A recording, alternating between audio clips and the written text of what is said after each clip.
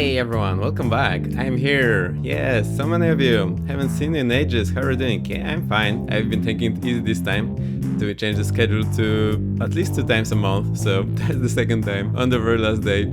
Yay. I've been having holidays for last week. I've been on a movie festival. So last 10 days I've been in cinema. I watched 39 movies, I believe. So I had a blast. Hola, this is Viper. Hello, so many of you. Let me welcome everyone. I hope everything works. My setup has been off since 4th of July, so things might be off here and there, but everything should be okay. Let me welcome everyone already. Hello. I think I don't remember your name. Is that first time you're here? But you didn't say it's your first chat, so that's surprising. That's Zombie. Welcome. You're logged in already, and we do see you here in the background, and we also watch this nice sunrise, I believe. Hover, Vex is back. Yes, I am. Thank you for the sub. Thank you for sticking out with me when I had basically the whole month off, but you're not going back to the regular schedule. We'll be doing it quite irregularly from now on. Taylor, welcome. Great to have you here. Have I missed anyone? This Viper? No. Falco? Hey. My favorite movie, 39, huh? I don't know, there's so many, but they're so different, so it's hard to tell. But I'll tell you about one. Let me just put down the bass. Also, if you don't know me, I played the intro, so I looped the guitar first, and then I played the rest of the bass. Oh, it's blazed. Makes sense, thank you.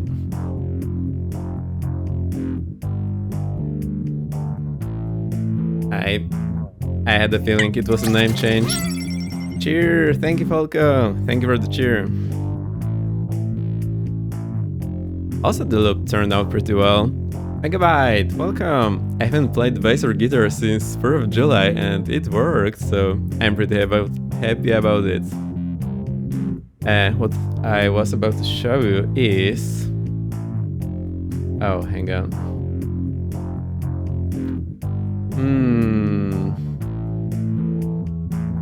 Not be around super busy if you explain 12. That's fine, do whatever works for you. It's just that let me see that. Oh no. My stream deck is not responding, so I need to find the right buttons in OBS. I totally forgot how to do that. That's gonna be fun. Megabyte, here's a shoutout. Great to have you here.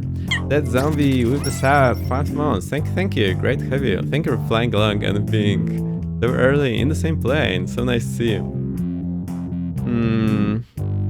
I think I need to restart the Stream Deck app because it's not working.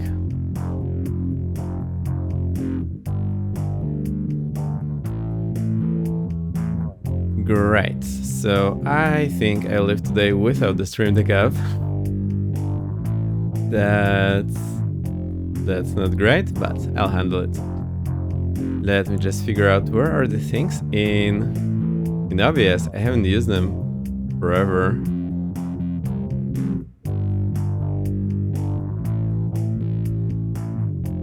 Alright, so that's where we are going.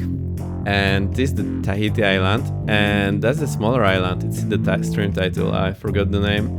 Moorea-Maiao. I don't know how to read it. But the reason we're going there is one of the movies I saw was this one, Pacifiction, and took place there, basically there, in the French Polynesia Islands. And there was a scene of them flying the DC-6, and they actually spent their precious budget on flying a real plane. So they were getting in, did some short flight. I mean, it was a long flight in the story, but in reality I think it was just a short flight. And it had the great sounds. So what I saw in a glimpse of the Garmin, I saw the outline of this island. So that's why we're starting here. I just saw this shape on the Garmin. So I was super happy to see that in the movie. And what's my favorite? I don't know, there are so many. I can try to show the festival so you have an idea. Oh, Falco is here. Thank you. It's Peter Griffin. Oh, that's a haha. A mysterious disappear. I have probably grabbed my camera to get some shots of some helos. Full hover. Good stuff.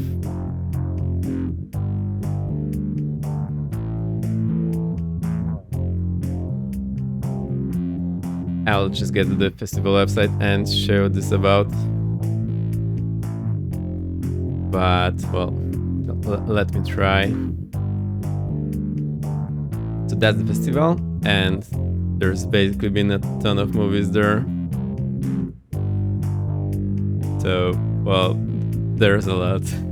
I've been the whole 10 days. I watched a nice movie, I think. So, good stuff. Alright. Also loaded this up, but I don't think we'll need it. And I do have the knife graph here, but I think we'll just look at it every now and then.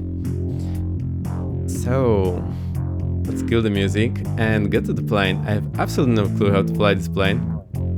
This music very robot-like. Oh no, really? Oops. Anyway, we'll kill it and we'll get the normal music, so let me know if it works alright. Am I in for a ride? Great stuff. Right. Thanks, where have you been? Hey Banker Monkey, I've been having some holidays. I've been on the movie festival and I've basically reduced the streams because I've been doing this too much on the first half of the year and I got pretty exhausted. But yeah, I'm back. We'll be doing at least 2 streams a month and keep the regular schedule for the time being.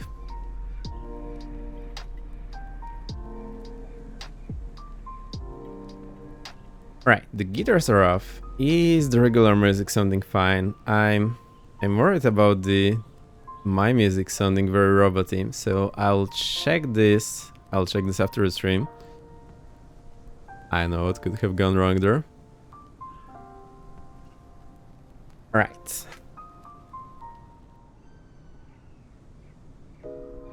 Whoa. I'm trying to jump into the plane. I just need to get my controller because I don't remember how to do that the other way. So that's us. Here we are. I hope the sim will behave. I haven't launched it since 4th of July. We do have custom scenery, I believe, from the world updates. That's great. And I really do think that some of the scenes of the movie were basically like here. I don't know. We'll see about that. And we may or may not see the Tahiti Island there in the back, so it's gonna be a cool flying day. As long as I get this plane to fly, we'll see about that. Alright, we are inside. Let me check if my tracker works. Yes, it absolutely does. Ew.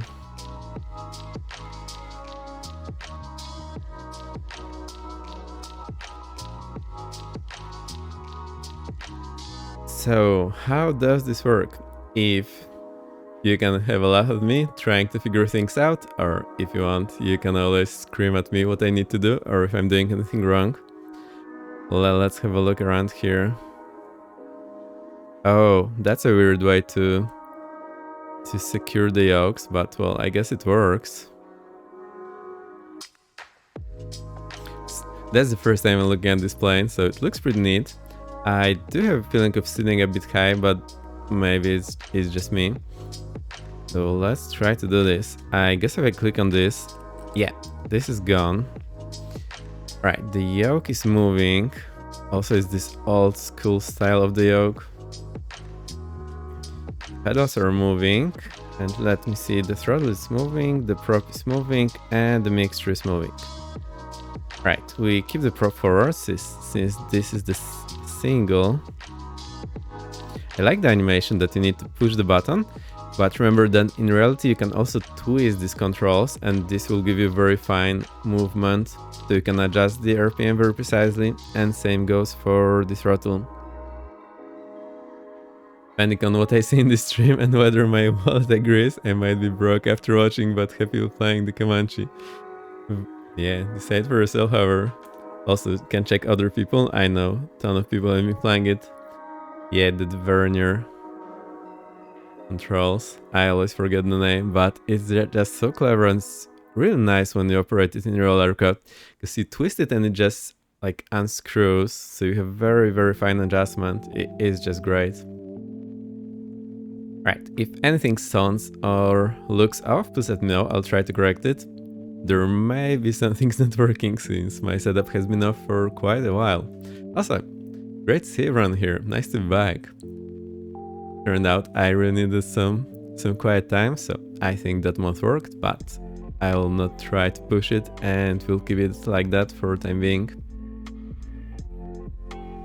There's a table, but as usual it's just like 1-2 degrees, so basically non-existent. Usually it can be way more, like 5, 10, 15, quite possible.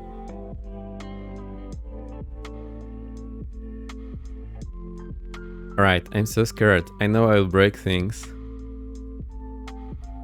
Get those guys off. Alright, here's the flap lever. Oh my. That's one hell of a flap lever. Ivanes, welcome! Great to see you.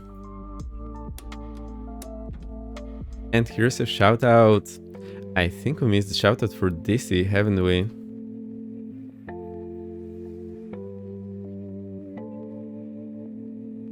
I'll just queue them up. We had DC, we had Bunker, we had Falco's shoutout already. Megabytes. No, we didn't have Falco. Why? All good.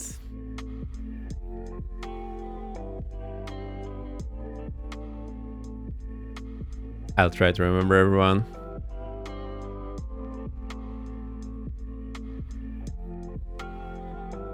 Right, so it looks really nice. I love the textures. It's so crisp. Also, I'm sitting in front of a huge 4K display, basically a TV. It is TV, and it just looks so nice. Emergency gear handle. Alright, I'm not touching this one. I am worried if I touch this, I will break it. Maybe I'll try not to.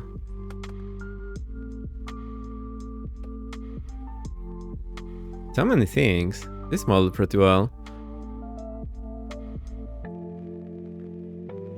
Whoa, the screws are almost round. Amazing. What's this guy? I don't know. Oh, that's how you open the door. Right, we're not getting out anyway. For the time being. Oh, look, what's here? Whoa. Tablet. Oh no. It's gonna make it even more complicated.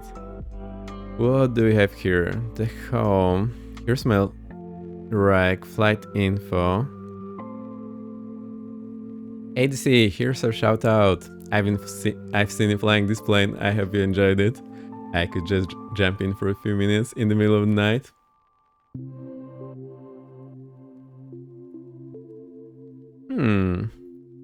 That's pretty neat, to be honest. Also, it's in the place that I like for the checklist. I mean, it's totally covering the view, but to do the checklist, that's a nice spot to have it.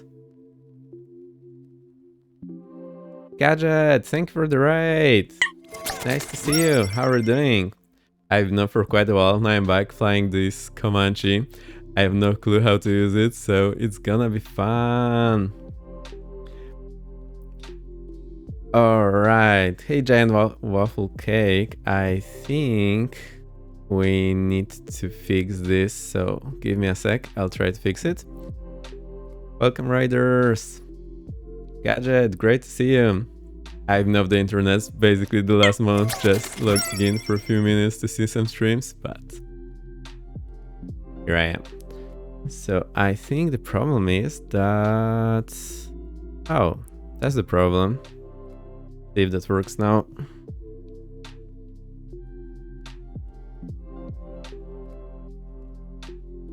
Mr. Freeze, hello. Hey Gadget. Okay, I think simply my where are you? My token ran out. Oh, great. So that's the problem here. Right, I'll do this, so give me a sec. And I put in the Twitch key. Yep, that's by design, so that's totally expected. It's just that I haven't used it in a while, so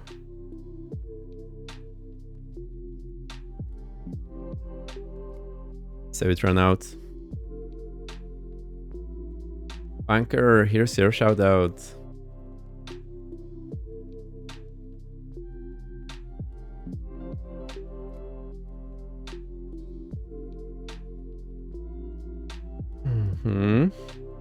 Yay. Yay, it works.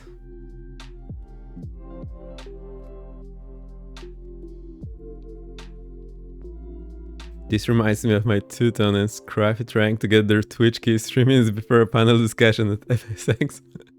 Oh no, oh no. I tried to check most of the stuff today, but well, as you can see, some of the things were off. Oh. Alright, that's how I closed it.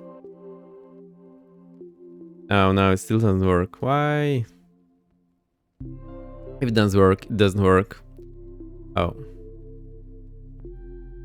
Probably that's the reason. So, are we good now? Are we good? Are we good? Yeah, we're good. If any other questions, please know. We also have the aircraft, the scenery, and the routes.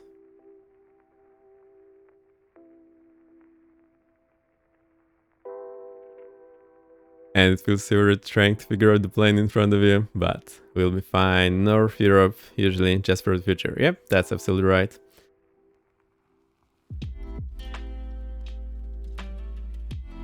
And we do have the server here. Right. No GPS. I think, what do I think? Let's have the GPS. Have one of it. Oh, so that's where it goes. Alright. Okay, we can have two of them. One, why not? Oh, I can operate the switches from here. That's interesting. That's pretty cool actually, because you don't need to dive to do this. Oh, and that's how I move the tablet. That's pretty clever. I like it. What's this guy? Whoa. What'd they do? Oh, what? What? There's a tow bar.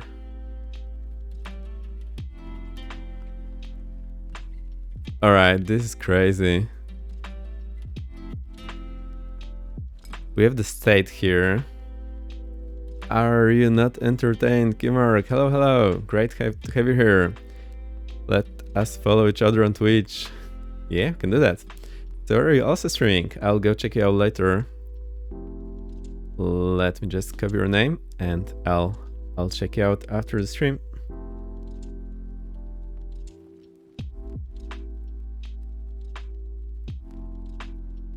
Anyone's also streaming and I don't know about it, please let me know. I'm happy to know. Thanks from Krakow and down through Hungary to Slovakia. I'm thinking about want to follow the Grand Tour Euro Crash special this week. That's a good idea, DC. You can do that. Sounds great.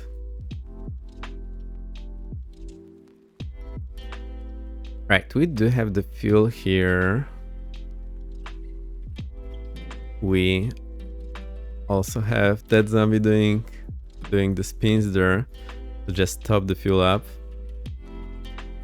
So that's fine. The CG looks okay here.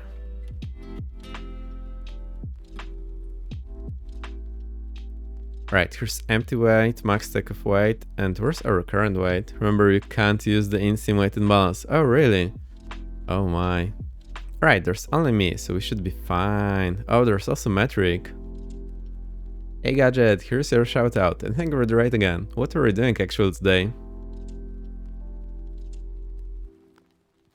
So that's basically me, that's nice. Because of all the stuff going on outside the sim. I see. So does it have a process that's running outside the sim doing fancy stuff like in the Phoenix? Is that the case here?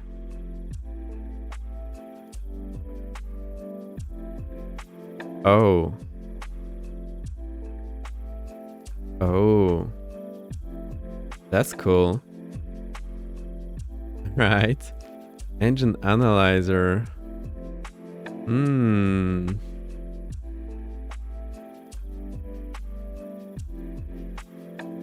It shows the angle of the prop. I like that. Oh my. Oh. And electric system. So I guess this will show live what's going on. And there's one more of you loading in. Great to see him. I'm not sure if the nameplates are on or off. I'll try to get them on later on. Don't break your crankshaft like I did. Oh no. Oh, and hover is also loading up. I'm gonna be here for a while, so I think you can do that. And we do have the workaround, so I guess we start here in the cockpit and just do the workaround.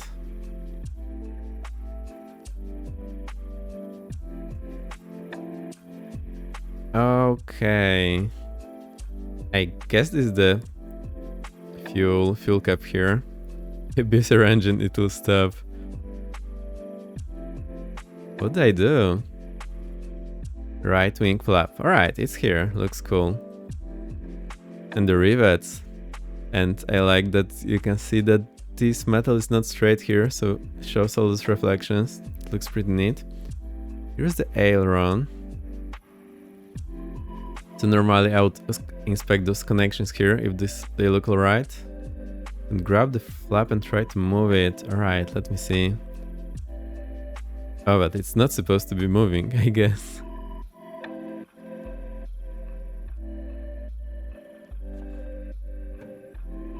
The aileron moves.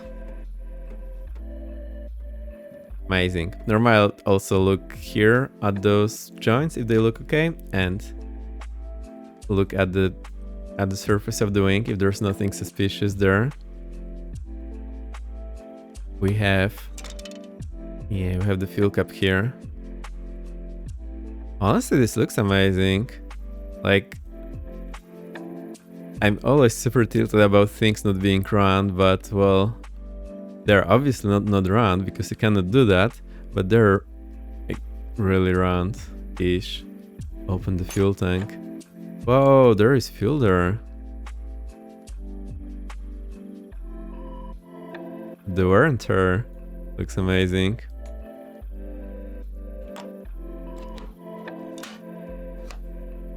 Basically, if you look at this angle, any cracks or anything will show up on the wing. What do we have here? Daryl, 1, 2, 3, 4, 6, 7, 8. Thank you for the follow. Great to have you here. So, if you want to know about me, you can read below the stream. I've been flying J. I have 200 hours in the plane. Airplanes. So I know a thing or two. So basically, and I'll try to share that with you, but anything I say may be wrong. So please consult with some reliable source. Final English Misfit streamer, of course. There's so many. Like Mr. Gadgets, who just traded us, the This Viper. There's quite a few. But I think there's less streaming going on now in the summer on the Northern Hemisphere. Anyway, what I was about to say, if you look at the wing at this angle, it will be quite easy to see any cracks or anything. We do that in the gliders to check the wing surface. Oh dear. Oh. So we can do... I'm from Croatia, I fly Misfits on Xbox. Hey, good stuff. Nice place to be. So do you enjoy the world update? I know this Viper has been checking it out. How does it look for you? Nice to have this place updated. There's also Icy Dragons, but we don't talk about him. Of course we don't, but let's give him a shout out. How's Icy been doing?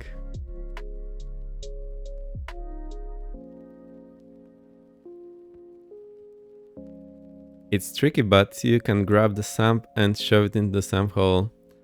Okay, I think...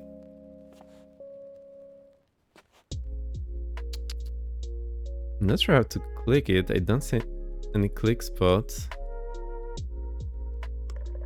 Whoa. So we drain the fuel. It basically gets the gets the fuel from the lowest point of the fuel tank, and the idea is that if there's any contamination, so any debris or especially water, it will go down here to this bottle, and A, you get it out of the tank so it doesn't block your fuel line, and B, you check if the fuel looks okay. I flew into Rijeka on my last stream. Yay, great stuff. I think I've been there for like 5 minutes. Right, so the fuel is perfectly clear here. So we can get this out. Oh, so we need the click spot is here at the bottom. Anyhow, I like the idea that it's here. It looks beautiful, but I have a question. Sure, shoot. I'm happy to answer to the best of my abilities. So normally would go inside and turn on all the lights so that we can actually inspect those, but I won't bother doing that. But normally, you know, I would turn on all the lights and just run around the aircraft and see if they're all on. Need to get rid of the tie now. Also, look at these knots. That looks pretty good. I need to learn how to do that neatly, because everyone improvises a bit.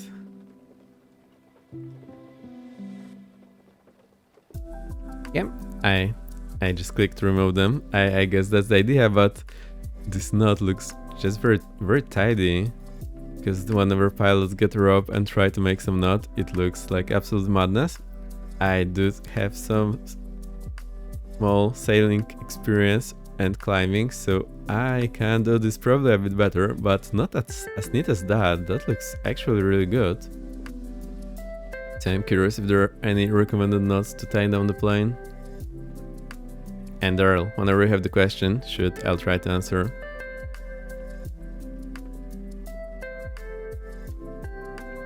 I was a Boy Scout, I can do those knots. Yeah, I have a few books about that, but every now and then I just need to remind myself, because you just forget this stuff. Right, and there's fuel here. So if you get to the plane, it's a good idea to look into the tanks if there is actually fuel there, not just look at your electrical gauges, because they may be wrong. So look inside and check if there's actually fuel there is a good idea. Also, it's pretty easy to just click the arrows here. Get those chokes out. Look at the tire. Hey, look, Ayla! Morning Tex-Mex Vex-Hex. Yeah, that's me. How are you doing? Haven't seen you in a while. I've been off the internet for the last month, trying to get some chill, and I think it worked. So, great to see you back.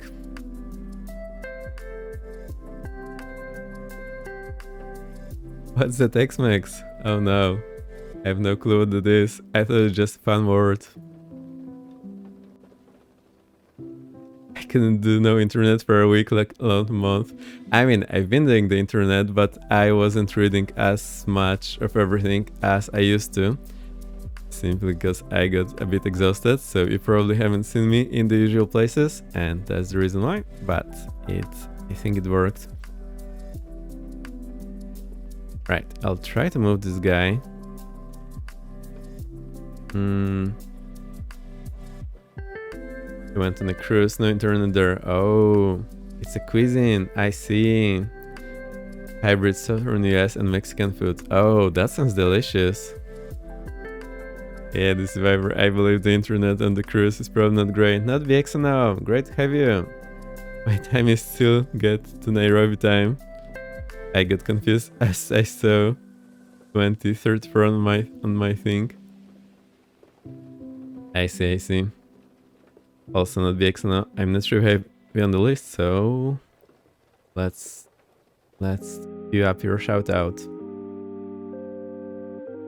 Right, I'm not sure how to get this drain to work, but it would be the same story. Oh, yeah, that makes more sense. So we need to open it up, so there's the hole where we need to plug it in. Yay, I've been missing this thing in the other planes.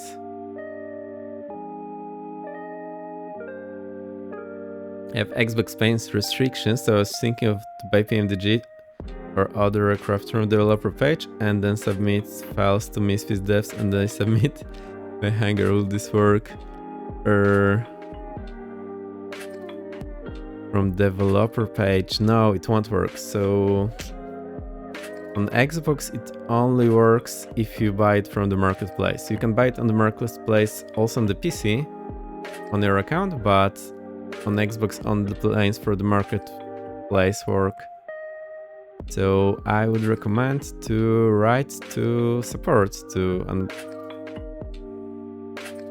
or to fix your problem, or unless it's some other problem, then I'm not sure how to fix it, but well, this is how it works on Xbox, only the marketplace. And yes, the PMDG is a good recommendation, I think.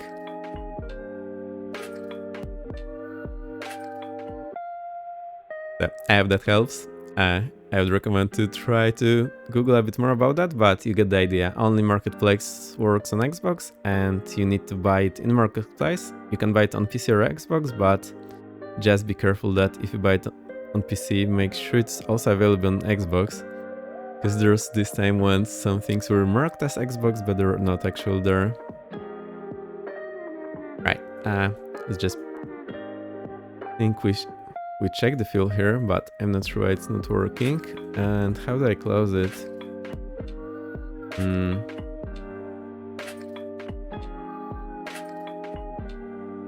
Pretty cool that you can actually need to move it. Yes, if you buy it from Microsoft Marketplace, you have it on 2 platforms. I personally prefer the Marketplace because I have those easy upgrades. But whatever works for anyone. I know some people prefer the developer stores, but then you can't use it on Xbox. And here now, my sim will finish loading. Oh, I see.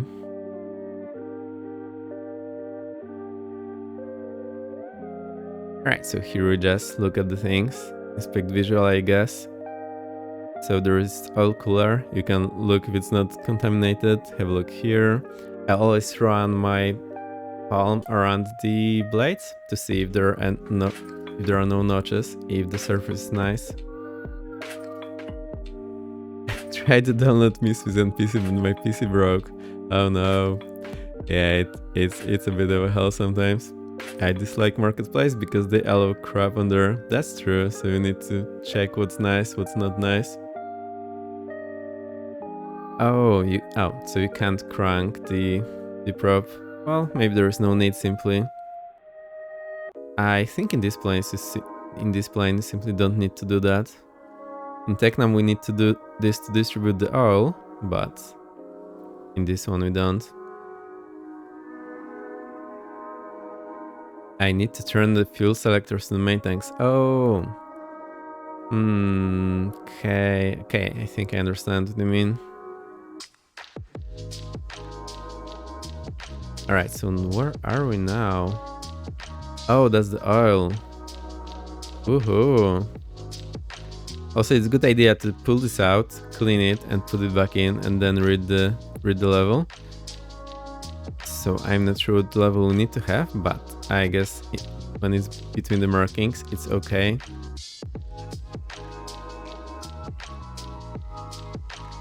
You do hand crank that bad boy prior to starting. Oh, you do? 8 liters. Is that liters or quarts? Usually it's marked in quarts. It's quarts. Oil capacity 12 quarts. I have no clue. I don't remember how much a quart is, but well.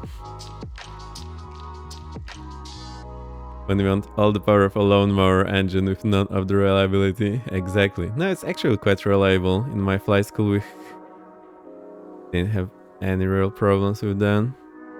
Quarts are basically liters, really? I had no idea. Good to know. Or the quarter liters. The real issue in the US is the maintenance. I see.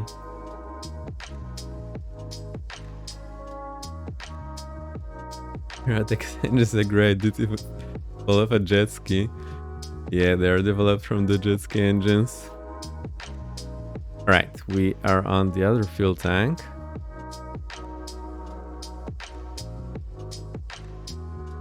The fuel is there. Oh. Actually, there's a catch about the failure rate of the Rotax engines, because there are non-certified ones and the certified ones, and the certified ones fail less. So they're exactly the same. They have just more strict quality control. So I think that might be the real issue, but I think many people are not aware that there's actual difference between the certified and non-certified. So the non-certified ones, they basically have in the manual that they can fail anytime, no questions asked. So it's part of the deal, unfortunately, but the certified ones, they are not allowed to fail. So they of course may. However, we'll wait for you. They're in a bunch of LSAs as well. Yeah, that's right. I would personally pay for the certified one just to have some peace of mind.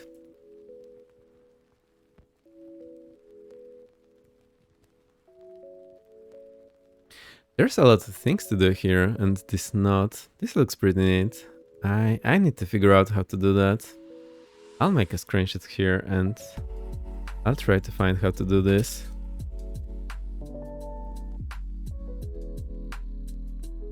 Right, speed hover, get the tie down and check the light. Alright, we're almost done. There's the other fuel tank. Start hitting the ready for taxi button in tablet before I go live. I think I'll do that as well, just in case I don't miss anything. Oh, actually there's a thing I also wanted to show you. So see this joint here. Basically on some aircraft the aileron joints, is that the correct name? Look very similar to that. And there is this pin inside. And then what happens, there on the aileron one also has another pin here that secures it. Piano hinge. Oh, it's hinge. Piano hinge. Nice name, I like it. So we need to look first if this hinge looks okay, if the pin inside looks okay, and if the securing pin here looks okay. If they're on the aileron, of course. So that's when I check on the Tecnam. And Tecnam has a ton of those hinges. But this Misfits Tecnam doesn't have that model, so super cool. I can show you that here. I wonder if we'll be flying today. Oh, it's only been half an hour. Oh dear. Alright, so that's checked. For something like the flap, just swagging one side of the pin is more than sufficient. I see. But I do just inspect them visually to see if they look okay. Right, here's the flap, and well, we're not done yet. What is this guy? I have absolutely no clue. Maybe many things, but I'm not sure what this is actually here. Looks interesting. Retaining pins, that's how you call them. They may be vacuum porous. Yes, that's what it looks like. Also, it's a bit of an unusual place so far in the back. Oh, the last tie down. I super enjoy those knots. Looks so great. Oh, this finally works. So I saw this in so many planes and it wasn't. Right, I think in the Piper it was working, but in Tecnam it wasn't. So this tab here, I think it's just the same one as in Tecnam. Nicotine, great to have you here. Nicotine, thank you for spotting the mistake in the announcement. I actually realized when I came home, I probably wrote the wrong date because I was writing this on a tram in the morning. And yeah, I looked, of course you noticed. So thank you for pointing out. Yeah, I'm fine. I've been taking it easy this month, so I think that worked. I've been on holidays the last week. I've been on movie festival. I watched 39 movies. And one of them had the flying scene on the island we're flying at today. So I saw outline of this island on the Garmin in the Twin Otter. And that's the movie I saw. It's a long one, but I enjoyed it. So we'll be flying around those islands today. I had an itch to do that. Tram, yeah, we do have trams here and the buses. Europe is quite good about that. You don't really need a car in a big city. And the plane's looking great so far. Like the model is super detailed. And the textures. So, what I was about to say, because this whole plane moving horizontal stabilizer, there is this tab here at the end, but if you see, when I move it, it actually moves, but it moves like the opposite way. So the idea is that it actually creates a force on the yoke. Because normally, because this moves around the axis, there would be very little force on the yoke, so that's not great for a pilot. We do need to feel some force, and that's the purpose of this tab, to increase the force that you're feeling. And also I believe it would normally be combined with the trim tab. So it's also acting as a trim tab most probably. So whenever we trim, it will most probably move a bit as well, at least in real life. He's doing the workaround, 45 minutes of life, of course. First time with it, yeah. Oh, the DC9 and MD80, that's a different thing, because that's a servo tab. So, let me explain. When I'm pulling the yoke, then I'm actually in this plane moving the whole area. So I'm moving the big thing, and the small thing is only reacting to that. And in the DC9 MD80, I think what you have is a servo tab. So when you move the yoke, only this small guy moves, and you don't move the big guy at all. But then what happens is this small tab creates a force that moves the whole plane. I know it's super confusing, and I didn't realize it for a long time. Actually, it's not even like super explained. I have a great book that lists all of that. I'll go and get it. Hang on.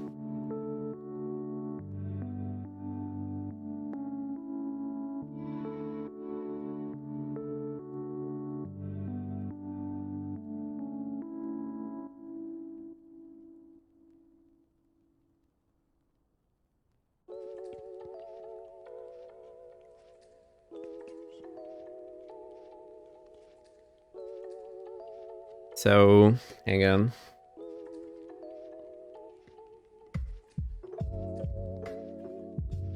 This book, it's called Pylon's Reference Guide. You can buy an ebook or buy it on Kindle, but you can also just get it from Amazon. It's quite pricey, it costs 69 euros, but it's great. It has a ton of like great drawings, and the thing I just explained to you, it's all here. So yeah, I totally recommend this book. I think it's worth the price. And there's so many detailed descriptions there of things that I've been struggling to find anywhere else. And it's mostly technical parts. So I can link it on Amazon later. I'm a big fan of Pilot's Handbook of Aeronautical Knowledge. Yeah, I agree. It's free, and it's free from FAA. So FAA is doing that great that they're actually giving you study material to pass their exams. But I think it's not as detailed. I think there are many simplifications there. I mean, it's great, but I think this book has much more details that honestly are hard to find anywhere else. So let me show that on Amazon.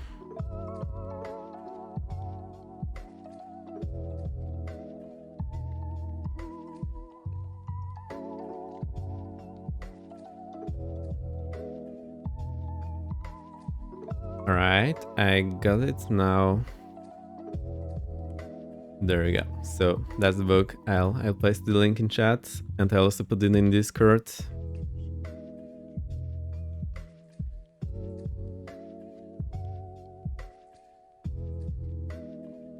It's really super detailed, and if you do the look inside here, I think you will see at least the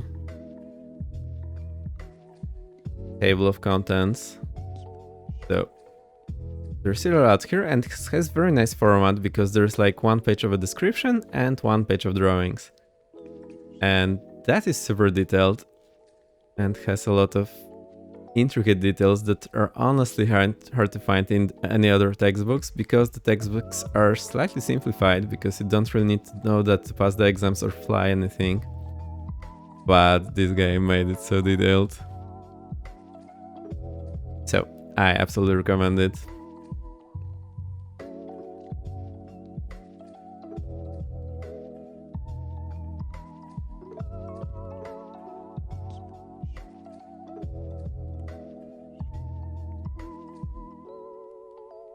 Right, we may even fly today, so explain that to you.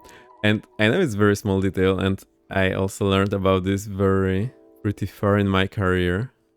Well, maybe not that far, because we had it in one of the gliders, so I actually knew about it. But you may or may not know about it, since it's just a minor detail. Right, we do have this thing here on the other end. So we do get the static port. Whoa, we have the bags. I need to put them in. Am I my own baggage loader now? Of course I am. Amazing. How do I move those guys in? Guess I would need to open the door, but I don't know how to do that. Alright. So the walk around feature is super nice for the demonstration. I'll just hit this button here so we don't run into any problems. Where is it then?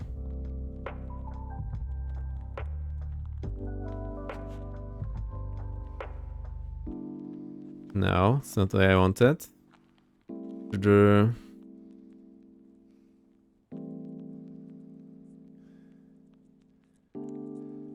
That was the tower. Yeah, I'm curious how to use it actually. I see it's here, but I don't know how to press it or how to use it. Maybe it's because the parking brake is locked.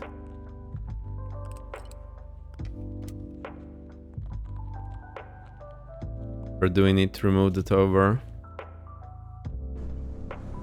Yeah, it's removed. Right, let's get these parking brakes back.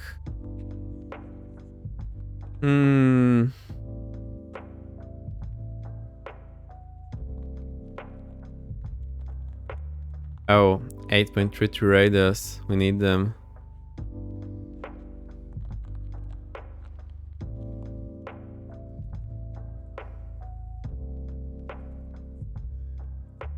Okay, so we can load the cold and dark state, but there's no ready to start state. So I'll hope for the best. Unless there is and I just don't see it. Oh, I see. Use the yoke to move the tower. Let me try that. There's an auto start.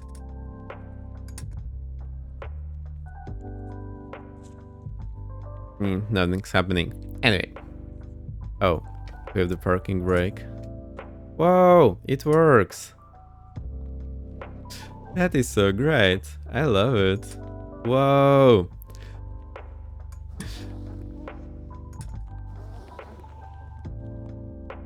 Now that's a real experience.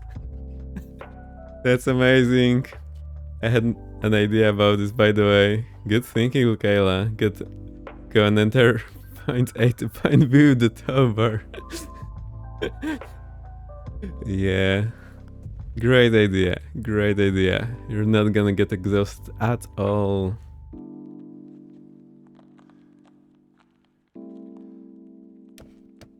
Oh, now I'm just pointing into you. I hope I don't kill you. Saves fuel for sure. Yeah, that's for sure. Alright, so now we get to the difficult things. We have the pens here. Not working. There's the handbook there. Oh, also I do have the handbook handy, but I just can't bother reading it today. But it looks super nice. Look, they even put the pictures in, and there's the guy. I think that's the person who made it. I think I saw him showing up the plane, or maybe that's someone else.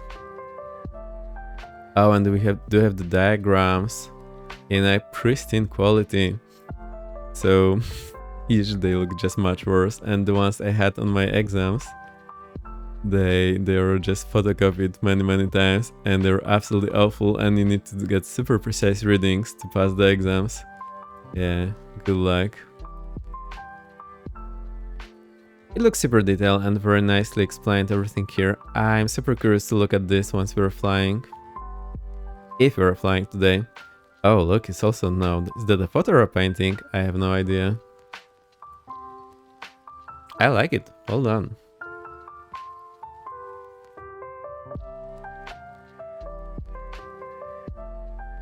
Right, right. I think I know. I just cannot escape. We need to go flying. So fuel tank selectors, we'll get them both to mine. I hope that's what we need to do. Let's find the master switch. Here's the master switch. Alright, I do hear the noise. Now the problem is it's coming through the wrong audio device, so it's coming to my default audio device, not where I run the sim at. Gear switch. Thank you. It actually was down on my Bravo. Right, it will be much longer without all of you here. Just look how detailed those are, like super round and everything. I like it. There's the lighter. Is this a cigarette lighter? Helper up play sounds. Yeah, it just goes through the wrong audio device for me, so I'd like to have it on the other one. There may or may not be an option to do that, so I'll try to fiddle with it later on. Oh, I like this thing that it's... Look, there's a sticker here because it's been changed. Right, it's changeable, but I need to restore the flight. Alright, fair enough. I am so scared.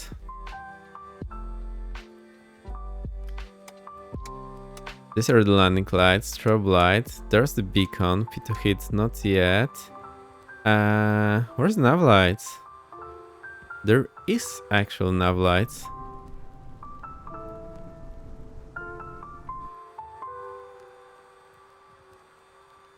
Are we going to get a traditional VEX 30-minute broken starter dead battery startup? I am afraid that's the case, but I was sure to put it in the notification of the stream that, well, at least on Discord, that you can expect the usual laugh about me trying to do that. The black knob, thank you. That the one? Wow, it is the one. Why is the knob? Why would they ever want to change the brightness of that?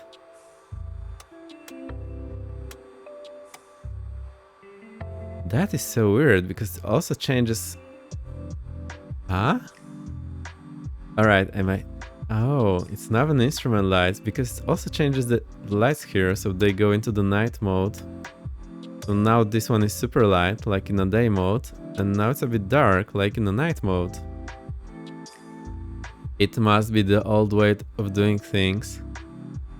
But now it's super advisable to have the nav lights on all the time. Ah, Lord Kyla. We'll see you in a bit. Strawberry, enjoy. In the 50s, didn't you think you'd use nav lights during the day? Yeah, I guess that's the case. Well, things changed. We even use them in the cars all the time, at least in Poland. You need to have the headlights on. In day or night mode, but you need to have them on. And I think it's improving safety a lot. Okay, so that's done.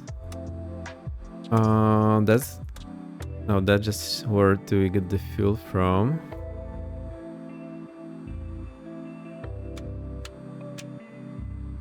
Magnetos to both. Get the fuel pumped on. Where's the parking brake? I wonder. Oh, we do have the primer. Oh, we need the mixture in. Oh, we actually need to pull it. That's super cool. I'll do it 3 times. I hope it works. And then on the right click, I do like lock it. That's cool.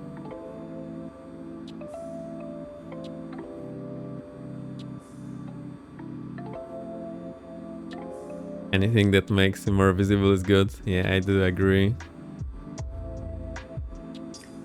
Parking brakes. Oh, you select the mixture. That's the one. Oh. I cannot turn it down. Right, we can use this guy. Right, so I'll step on the brakes and try to start it.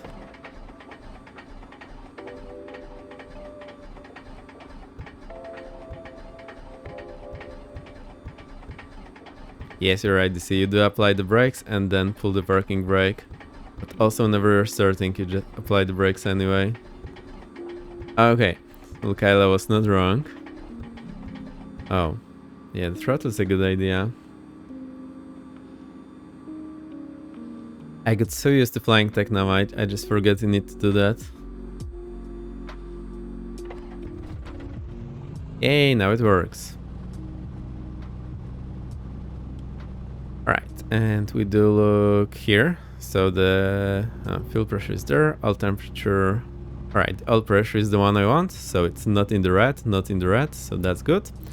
I can now release those brakes, since we're not going anywhere, and get... I want the alternator on. Where could it be? Right, get the fuel pump off.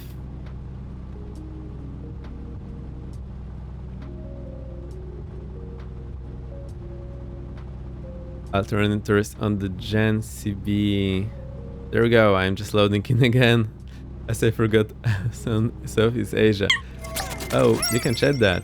Hey Sky Command, great to have you here. Thank you for the 42 beats. Cheers. And here's a shout out. How are you doing? Confused the heck out of me of the past time. So, however, just hit the escape and then you click your name and you can choose the server here. Unless you had it off like completely, then well, you need to restart the flight, I guess. And the circuit breaker, wait. Alternator is on the Gen CB. Where are the circuit breakers though?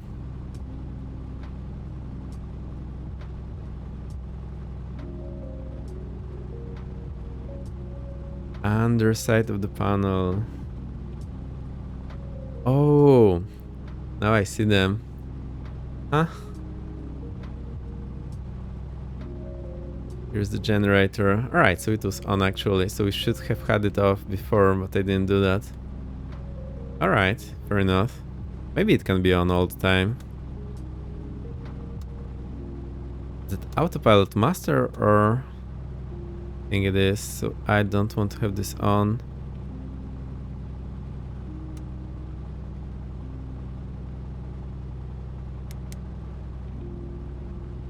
Just bought Gaffer, Joburg and Invil's Heathrow. Oh, Johannesburg. Time to have some fun. Yay! Sounds good. Heal and what?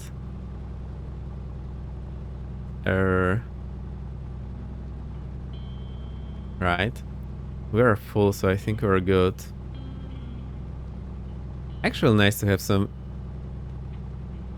digital guide just for the engine here. That looks pretty nice.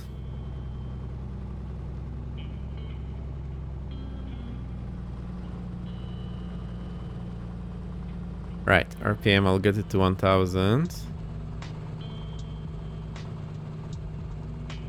And I need to lock my chair, so hang on, I'll back in a sec.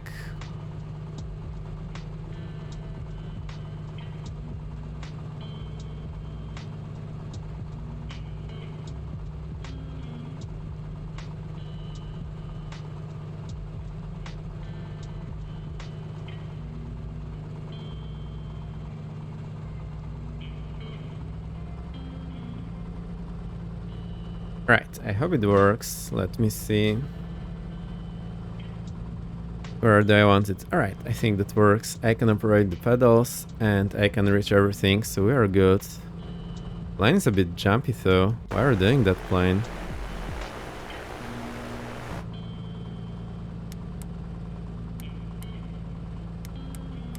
I wonder if that's the normal Garmin from working title. It looks a bit weird here with having this bezel here. Maybe I just never noticed this before, or maybe they have different model. Right, we do have panel here, the audio panel.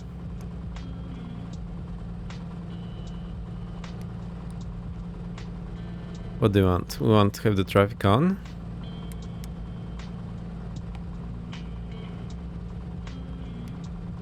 I think we can use this view. I'll just change it to have track up so it's easier to use.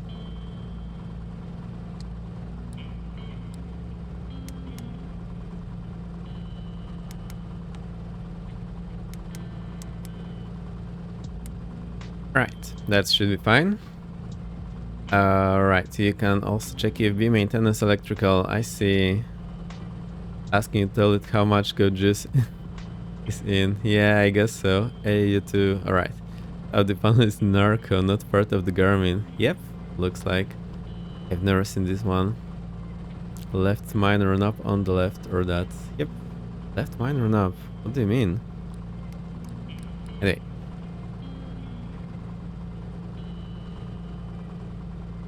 Yeah, the right knob.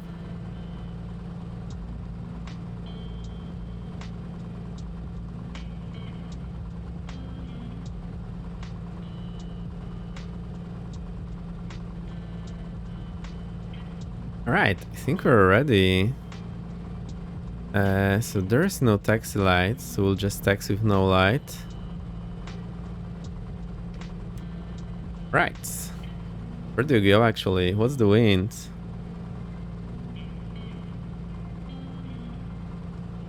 0900 at 3.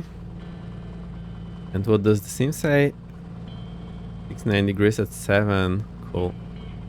And we have runway 12 and 30. Let's have a look here as well. Okay, so there's the end of the runway there, so we can just go to that end and we can take off. It looks about right. And I'm pretty sure that's the airport I saw in the movie, so it makes me happy. Right, let's go there then. The light switch, right? Blue switch.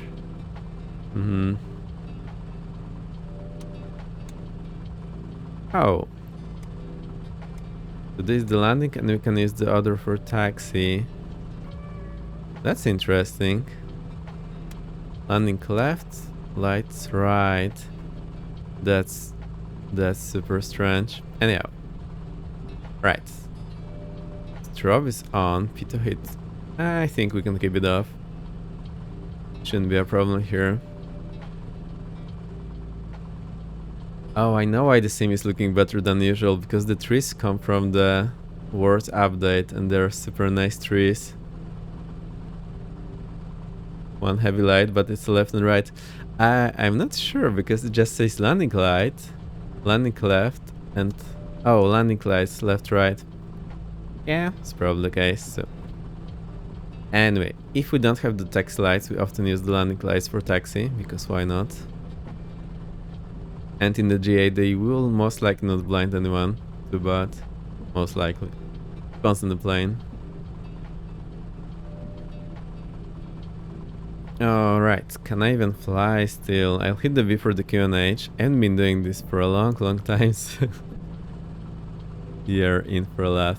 I legit think the last time I've been flying in the sim might have been on the 4th of July when I was doing the last stream, but I honestly don't remember. This airport is modeled pretty nicely.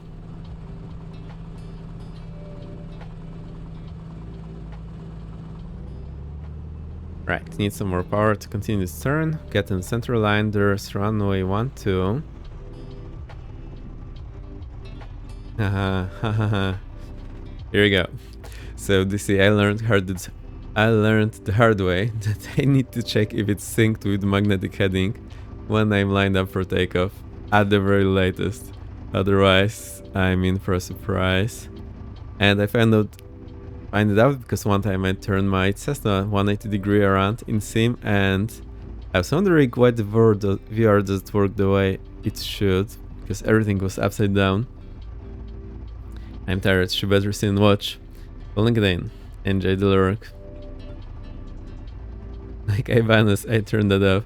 I see. I like having it because, well, I need to do this in real plane, depending on the plane. So it's cool to have that. I just need to find where the switch for that is.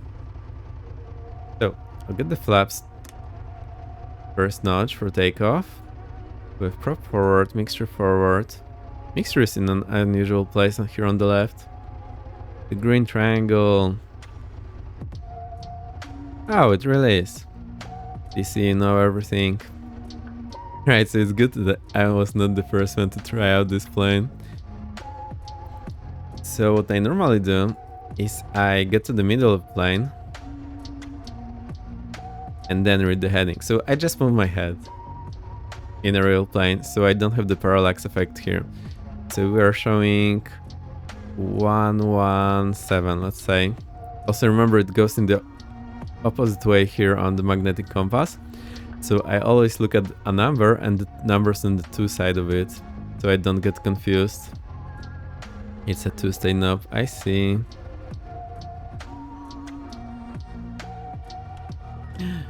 Whoa. What'd I do? I think I just had the throttle all the way back and it decided to stop. Fuel too low. Yeah, makes sense. Apparently some of those engines do that. I will never learn. Right, ready to go. Whoa, there's still a view here. Right, let's do this. Before we do that, the action plan, I think we'll just have a loop around this island and then hop to the other island, do a loop around the two, and then land here at Tahiti. This happened to me often while taxiing. Yes, but it happened to me so many times and I always forget it.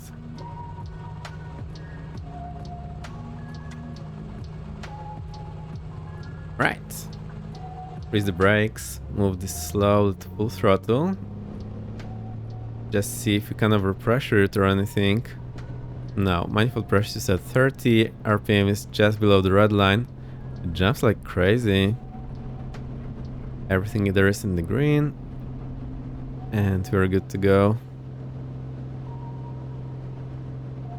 I need to trim up. I'll keep this 80-90 knots for the climb.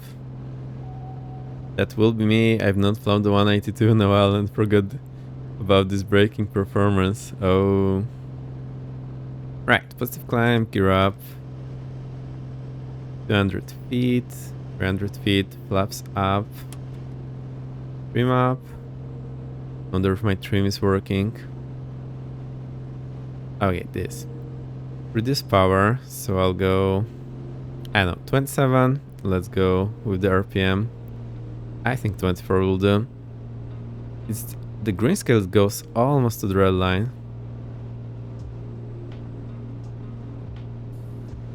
And the landing lights off. Right, we did it. I think we'll go to the left. Sorry, to the right.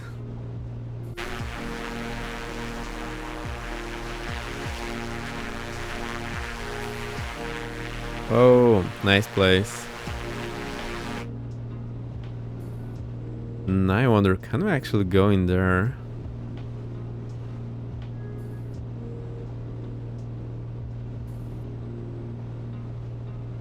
Maybe not. It's lunchtime. Enjoy the lunch, DC. Right, I think I'll climb to 1500 and we'll have a loop around this island. And I'll reduce power 25. What do we do? 25, 22? Might work.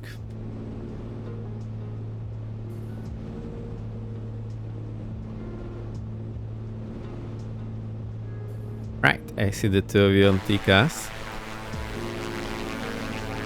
So there you go. Full stop.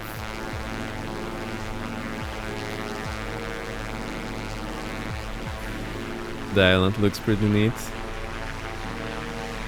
I need a lot of right rudder, so that's usually not modeled well in the sim, so you don't need the rudder at all. But here I think I need a lot. Yeah, if I don't have the rudder, what's the ball showing? It is slightly to the right, so I need some right rudder. Let's keep 2000 feet then. Right, I'm trimming down, trying to stay level.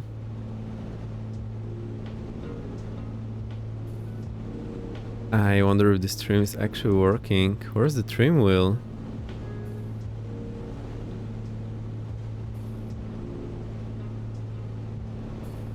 Okay, it's working. Just takes a lot of time.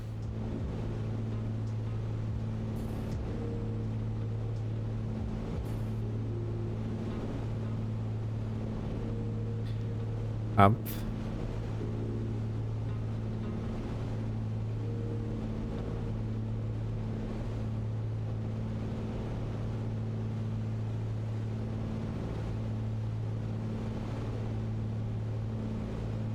Up on the roof. Is it really?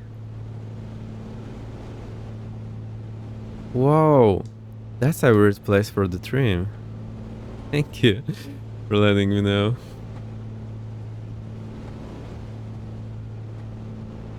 Right, the islands look a bit wonky.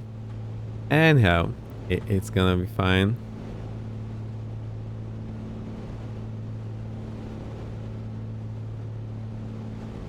This plane is pretty fun to fly so far. Let's stay at 2500, so I'll try to stay level here. And we're about to see this tablet thingies. So I'm super curious about that. Was it in the maintenance? Yes. So what do we have here? Airframe. Also you can inspect everything here. I have a hard time to trim it, so I'll try to check the autopilot in a moment.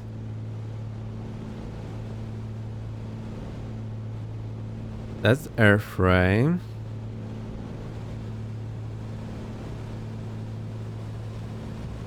Here we have the engine, but I think it just shows if the things are green or not green. Engine analyzer.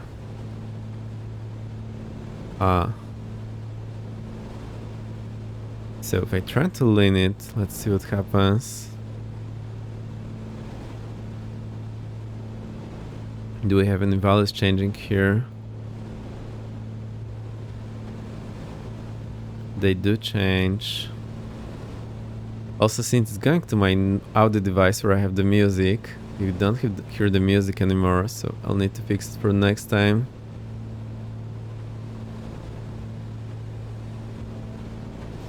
Oh, and it's showing the propeller angle, so that's pretty nice. That's prop full forward. Then I move it back, increase the angle, but of course it also depends on the airspeed.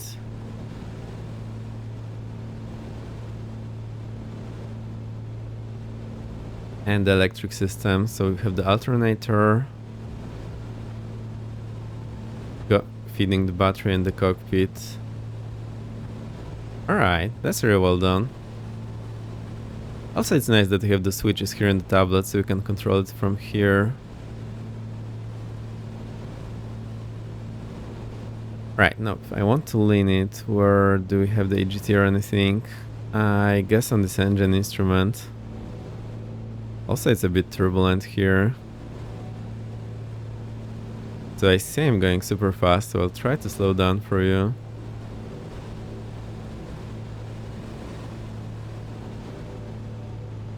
Let's go 2020. Should be a bit better.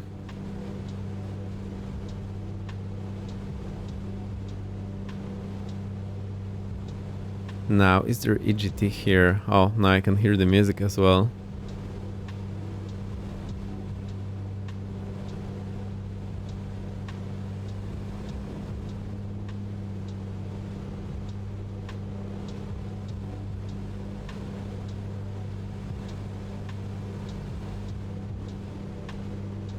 I'm looking for the EGT, but I don't see it anywhere.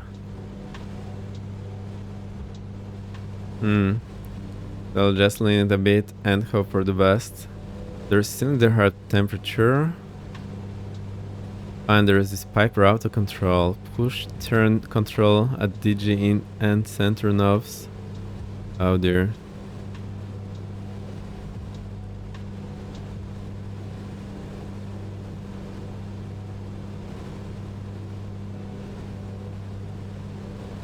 I see, so now I can change the triangle. Right, let's try it. Get this on and let's see how it works. Actually following anything? I don't think it is. Oh, it is now. Or isn't it? Right, it's showing ready.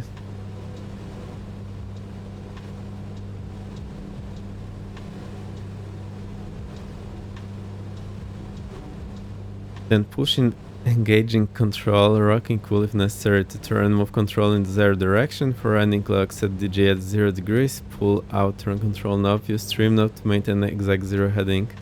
I don't fully understand that.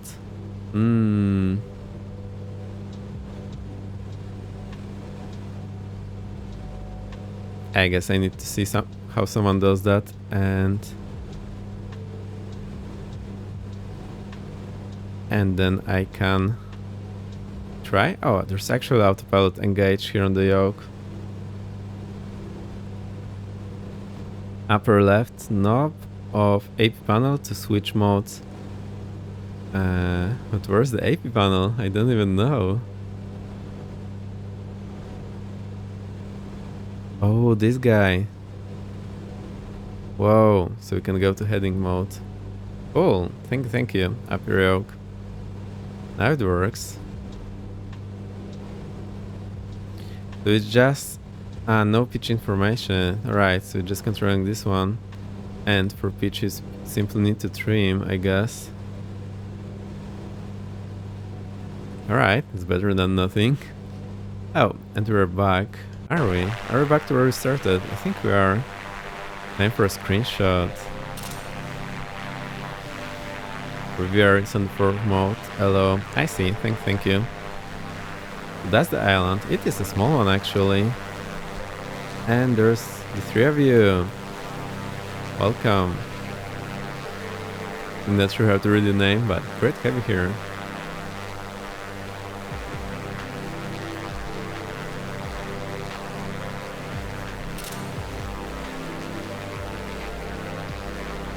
This place looks actually pretty nice.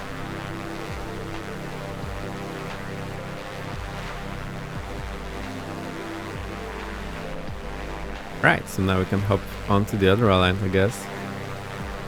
Everyone is following along quite nicely. I would totally want to go here and hike on those mountains. Seems like a good place for me. Except our altitude is not happy.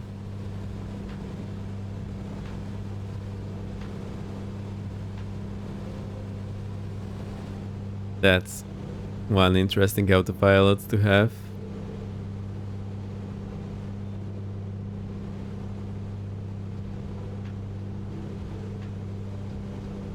So I think we'll just go here and then fly around those 2 islands and go land here in Tahiti.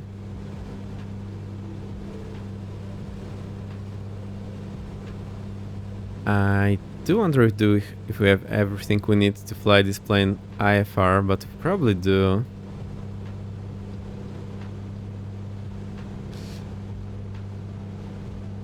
For 350 FPM, yeah, it might have happened. I was looking the other way, so it's totally possible. Also, it's pretty fast, so with this power setting, it's going really fast. Or is it miles per hour? Oh, it's miles per hour, it's not knots. The knots are here on the inside, so that's 120 knots. Alright, that's quite fast. Yeah, totally like a dolphin, because I just can't stream it yet. Oh, there's a mode to hold the altitude. That's good to know. Ah, see, so I didn't need to fight it. Now I understand, thank you. It's a bit strange. Yeah, and there's F-18.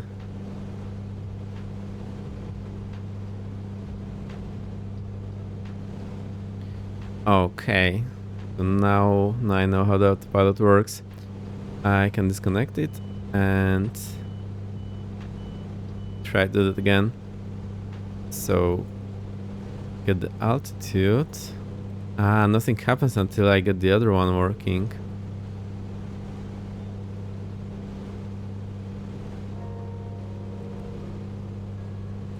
I see. So that's how it works. Oh, there's one of you here. There's buttons also in the cockpit dash when you hide the yoke. Are they? They are, okay. So I guess that's just a sim addition. In real life, I guess they're not here. Because why would you put them there?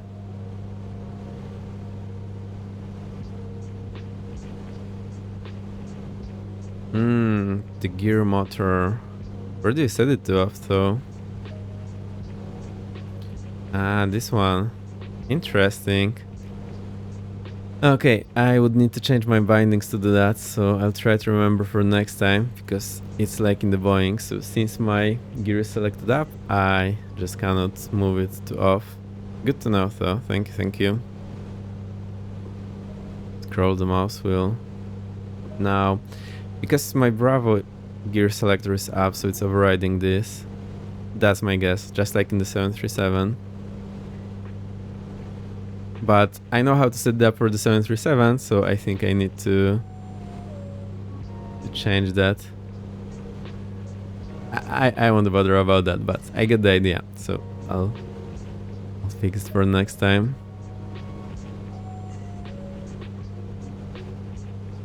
Right, headings were 080, and this still fine.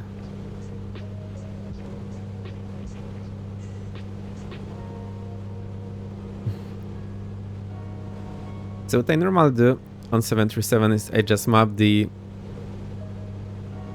So instead of having when the lever is up to have the gear up, what you do is when on the pressing the down, it selects up. You can change with command 2 position switch on the EFB. And the EFB is pretty comprehensive.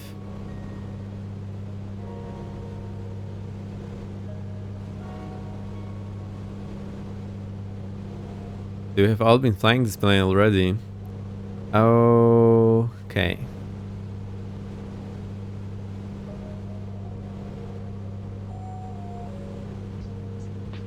No idea. Yeah, it's here in the 3-way gear switch. I'm not sure what it does.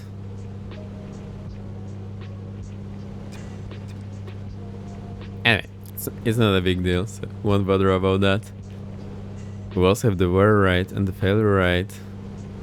And we can control the autopilot from here. I really like that you have all those buttons here, so if you really need to, you can just operate everything from the EFB. No need to run your head around the cockpit.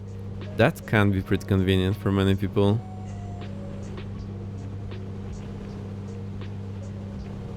And you can control the lights from EFB. That's pretty clever.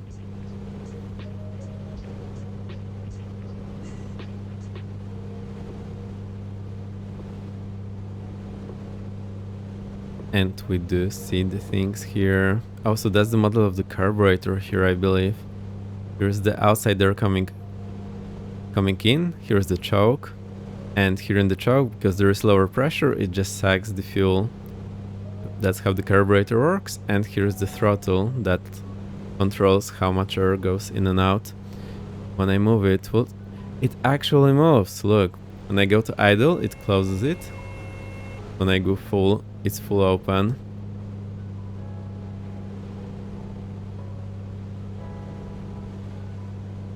That's so nice. And we have the carburetor explained here. So what happens is when there is this choke point, what happens is that the air accelerates, so the dynamic pressure increases, which means the static pressure needs to decrease. So there is lower pressure here than here in the fuel tank, so it basically sucks in the fuel and sprays it around. I guess that's slight simplification, but in general that's how it works. We also have the magnetos, but I'm not sure what it's trying to say. Also, whenever I read the description how the magnetos works, it's just madness. Only DC understands it.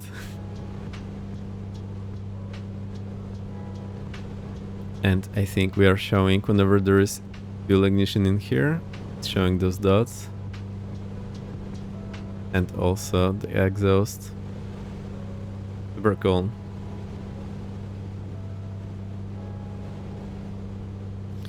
Oh, and we have the alternator. So, how are we doing here? There's hover. All the people around. Here's Tahiti. I don't remember if we were here before. I think we were. And something goes wrong with my airport. I'll see if my having knobs works on the Bravo. It absolutely does. Alright, so what I was trying to show is now that we have alternator producing 14 volts. And that's feeding also the battery, which is at 14 volts now. But if I turn off this breaker, let's see what happens. Yes, so the alternator voltage is at 0. Because it doesn't get fed from the battery. But now the battery voltage is 12, because that's the actual voltage that the battery has.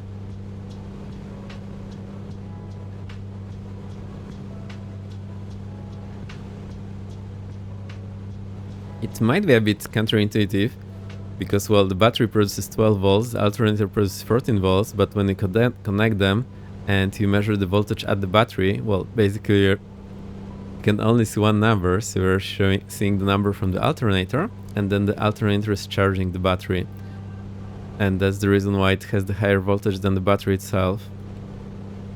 Because if it had lower, it would be discharging the battery.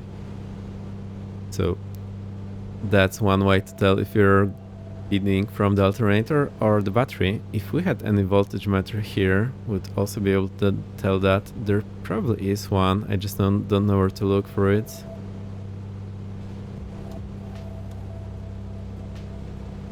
So, you get the idea. And I remember in TechNav this was implemented incorrectly. It was showing just always 12, no matter if the generator was on and off. And here it's showing the right number, so I do like that. Oh, it shows the time to charge.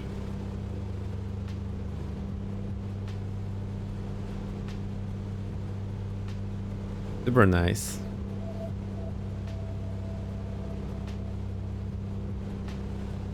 Oh, wow, oh, wow, wow. We have descriptions here. You can go on the engine and you can actually click that and there's a description what it does. Hey, that's nice.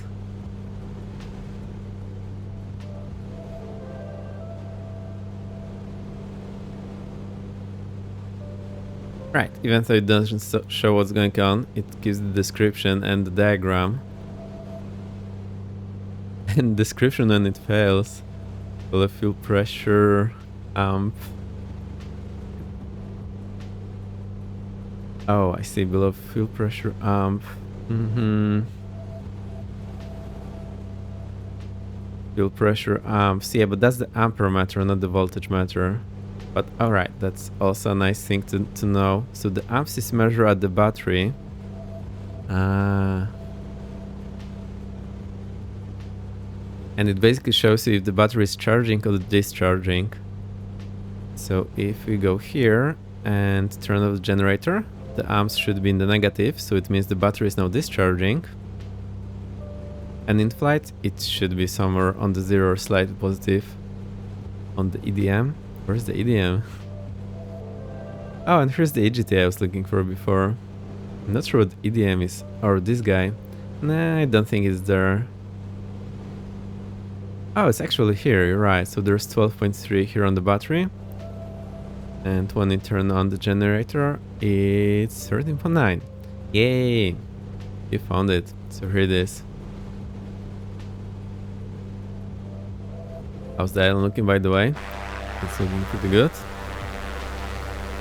I see hover is here. Have Crackle as well, and that zombie there in the back. Good stuff. Thank you for joining in on such short notice.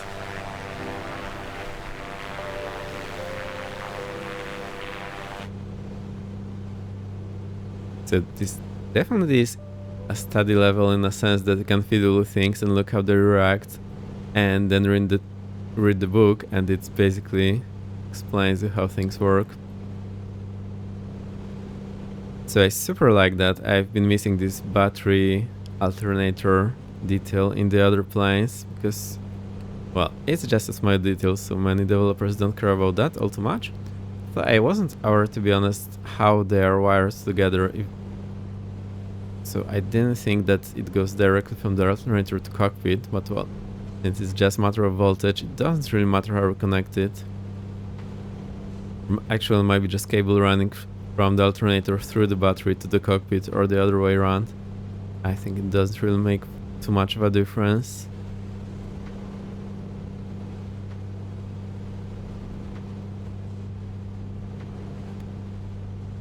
I don't think it's discharging a lot, but well. Now we see the amps are probably in a plus.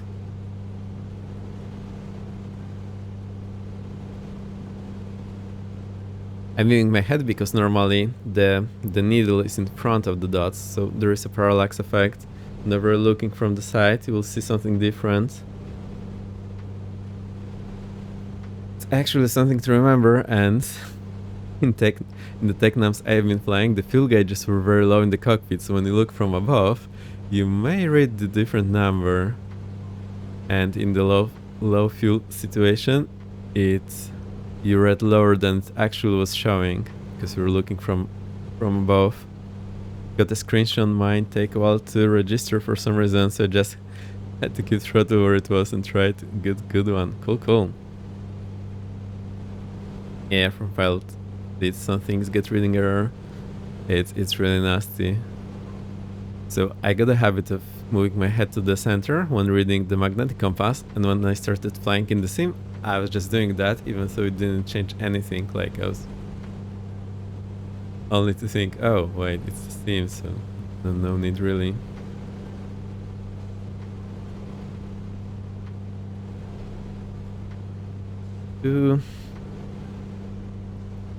But I can't get the music going. Hang on, I'll try to fix it. Yeah, I think I fixed it.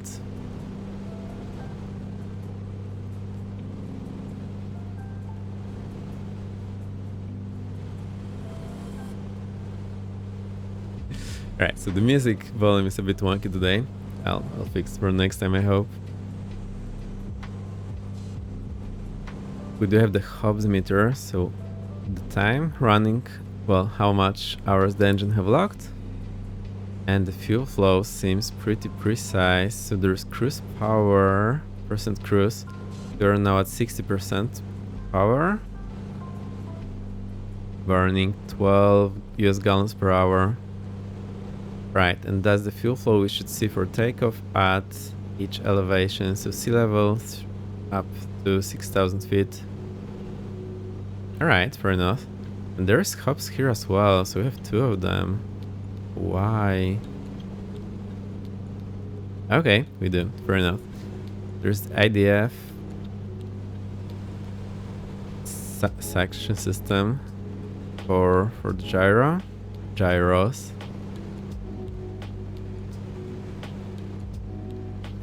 I can adjust the height of the ball. Something we should remember to do before takeoff. Whoa, there's some turbulence here, but it's still working. So, how are we looking? Here's a smaller island, so we'll go around it. Honestly, I thought it would be maybe a bit more spectacular, but it's just islands. I thought the water has some nice textures on it.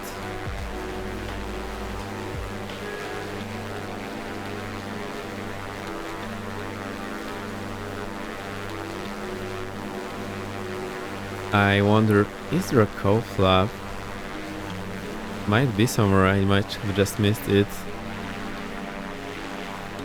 Oh, and the gears don't have any covers here, so they look a bit wonky. That's fine, all the antennas.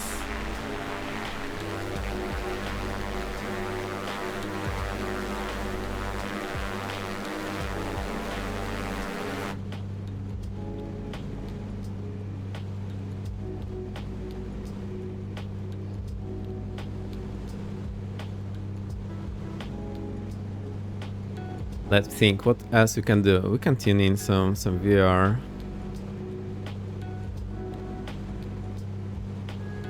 Is there actually any VR here?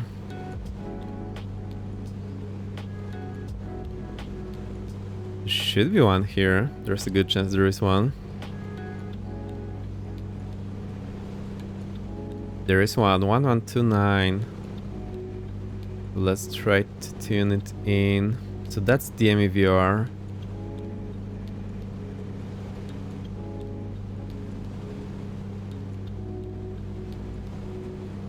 One, 129. Right, press this guy. 1129 and switch.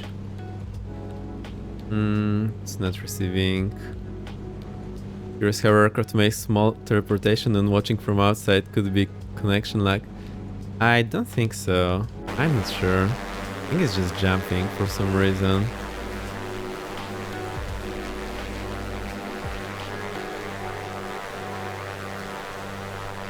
Yeah, but I noticed it does have this jumpy behavior.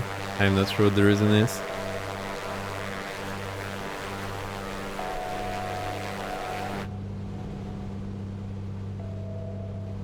Oh, and then we have the blue indication here for the altitude mode.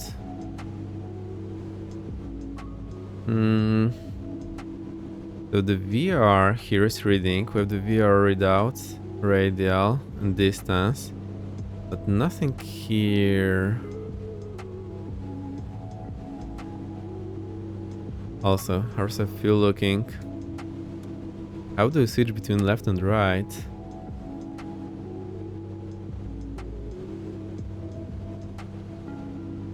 Oh, and the leaning. So if I move the mixture forward, that's our EGT, and then move it back, see where the peak is. It's not moving at all.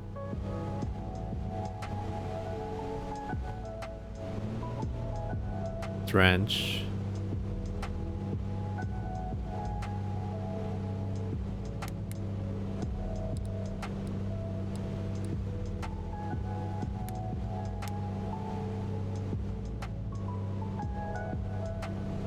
I wonder what's up with the VR, if this Garmin doesn't like this VR. Should be working though. I also have the nav too, so I can try that as well.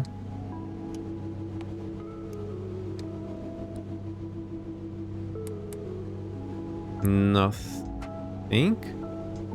It shows the flag at least.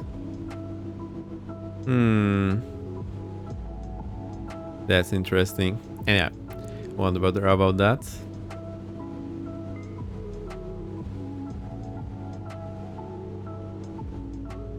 What else do you want to check? There's ADF, but I'll need to find some ADF in the area. I'm not sure if there is any. There may actually be no ADF. I mean, no NDB.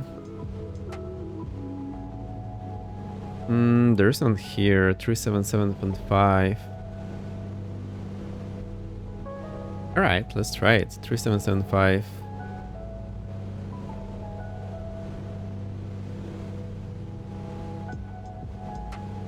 Are we flying into this mountain? There is a chance, so I'll go like 10 degrees to the left.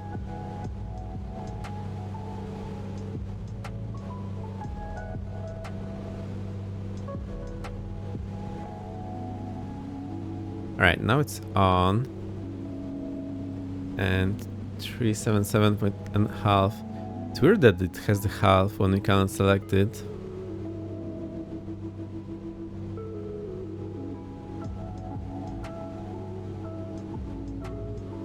Now I want to switch it. Or how do I switch it? Here. And where's our indicator for the ADF? Right, are we still flying in that mountain? I think we absolutely are.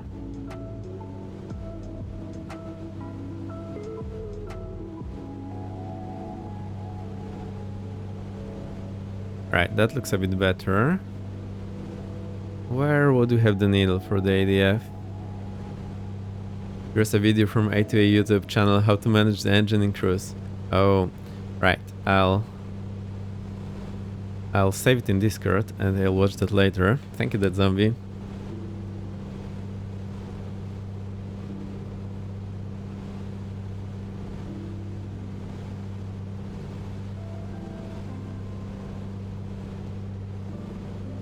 Oh, I see this also found.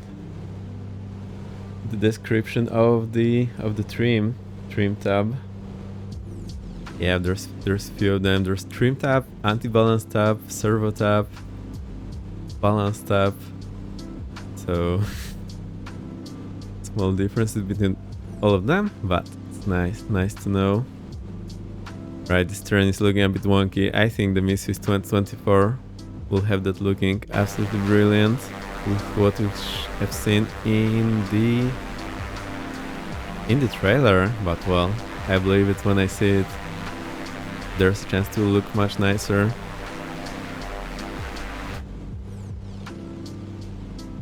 Am I familiar enough with the cockpit now? I think I am.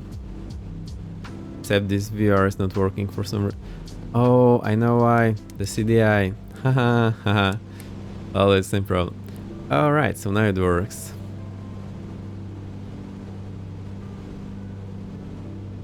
Right, so we have the two VRs. I like how the needle lags in time. That's pretty cool. And the one here. 1 on 9, 1 on 1, 9. Oh. Okay, it's actually working. If I put it to 1 to 0, yeah, it does work.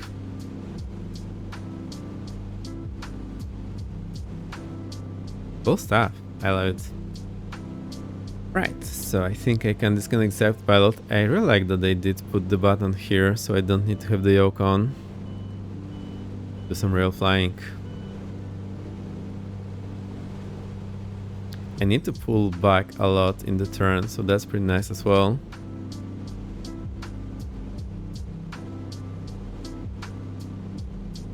Only the blue ocean. Where are the islands?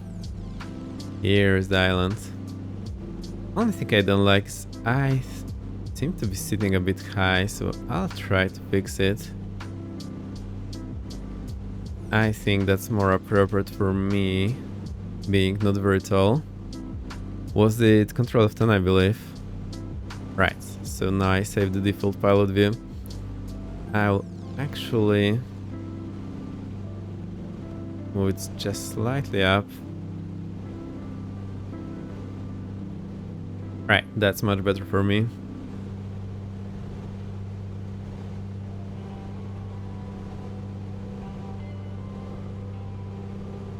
Do we try to stall it or see how it works on the slow flight? Let's try. I'll just go idle, don't worry about the gear warning.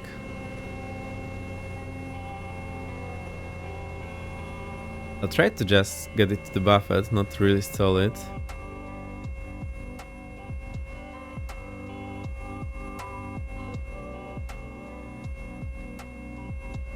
I wonder if it will buffet or anything. There's a stall warning. But it is actually showing some buffet. Whoa! The buffet is cool. I think I've been missing this indication in the other planes. Because that's very distinctive feeling. You actually feel like your body is... Well, you feel the plane shaking with the buffet. And it's really hard to miss, so it's nice to have it here. That's really well done.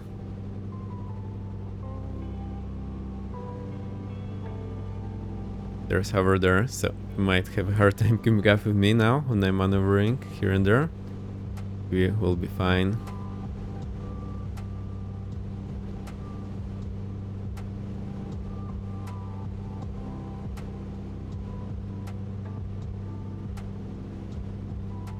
Now I wonder how it will feel doing any IFR flying, but I'm hopeful. Do we have all the instruments we need? We don't have the DME. Might have a hard time with what? Oh, if you want to fly information. But I think you're just loosely following, so you should be fine. Yeah, I wonder why it's like teleporting in and out.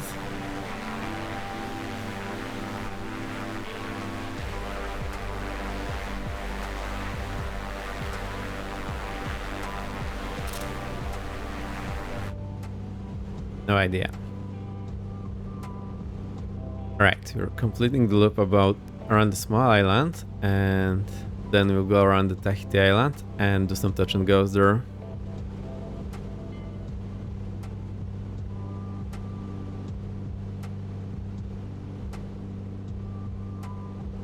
My stream deck gave up today, so I need to mute manually in OBS. Takes me a few seconds to find the right button.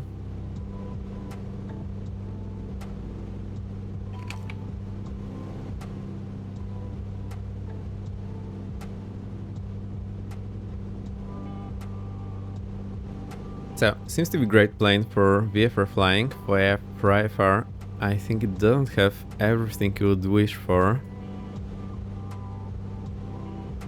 I'm still curious about this ADF. Where is it actually showing the indication? Oh, it's here. Found it. Here on the right. Does it actually work? Right, it's just not tuned into the correct one, I believe.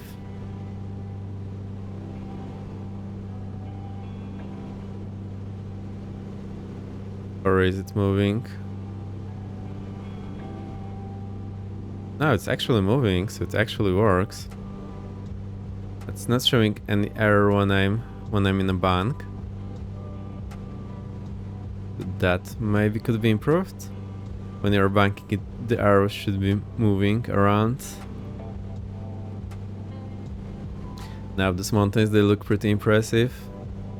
They're in the back.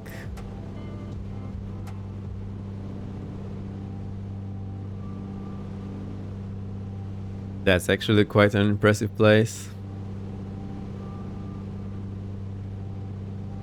Right, so we do have the ADF, 2 navs with the ILS as well. So here's glide stop indicator, here's glide stop indicator. This is the classic one, so you have to move the... No. Well, you have the HSI and just the needles, and you can select the course. And on the ADF you have to set the compass card manually. So it's not slaved with any gyro. That's cool. We don't have the DME, so that might be a problem for many IFR approaches, but in the US there's a lot of IFR approaches that don't need DME. And we may or may not have the RNAV capability here from the Garmin. We can select the CDI from GPS, and then I guess we should be able to do the approach as well. Let's try it.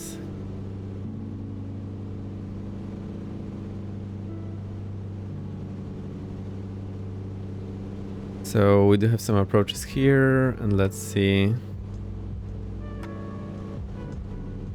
what runway do we want. The 2 works for me. Actually, we can do 04. That's since we're coming from here, and that's very small tailwind. Should be fine for the approach. And then... Oh, there's also NDV approach here. Right, but let's check the RNAV approach. Also, I do want to pin this card. As not ever have an NDV there.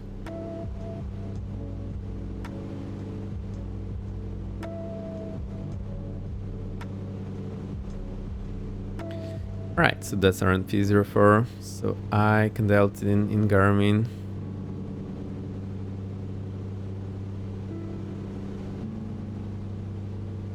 Hope my engine is working fine. I think it is.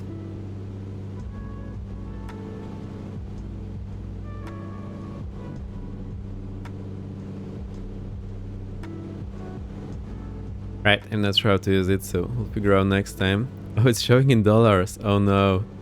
Oh no. Right, so we'll go procedure here. I need to clear this first. Select approach. I need to change the airport, so that's NTAA. Oh no.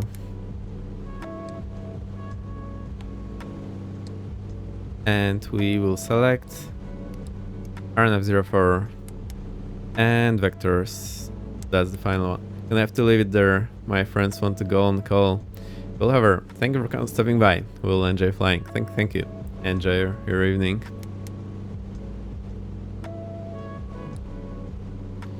Right, hide the flight plan.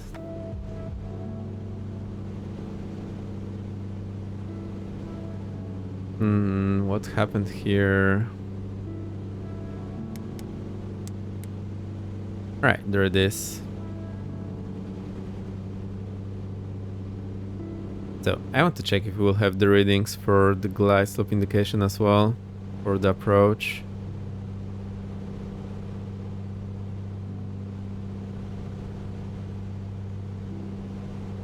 I think it's suspended because we don't have any direct now, so I can do the direct there. Now it's working. Okay.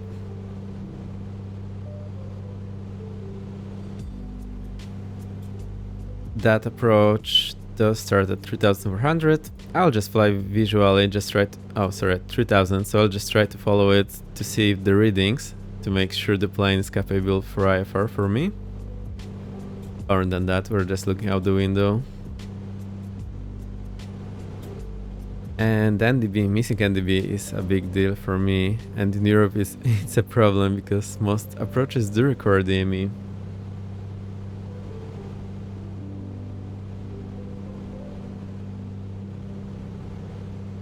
So far so good. First day in the play, I do like it. Also, I didn't have any problems, so that's nice.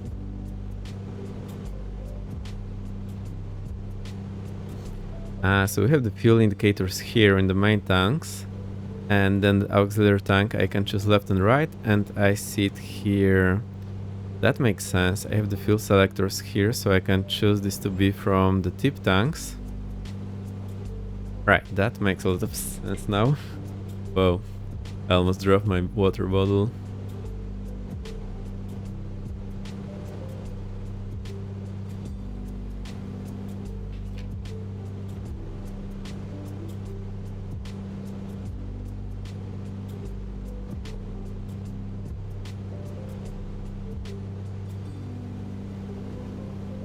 And the fuel totalizer is showing the wrong values since I saved it just a few minutes ago. But don't worry about it.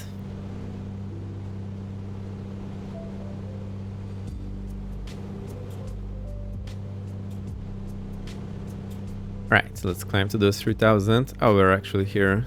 So I'll try to add 3000.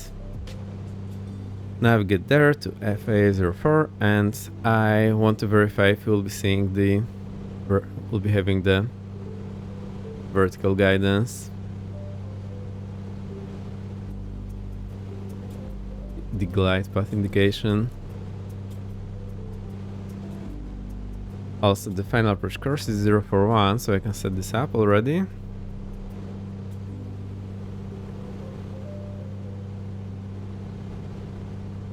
And how do we get the DME somehow? I'll need to think about it. It would be nice to have it. Maybe I can just make some widget for flow to show it, so we don't need to bother about this plane not having the DME, but still do the DME approaches. That would be nice.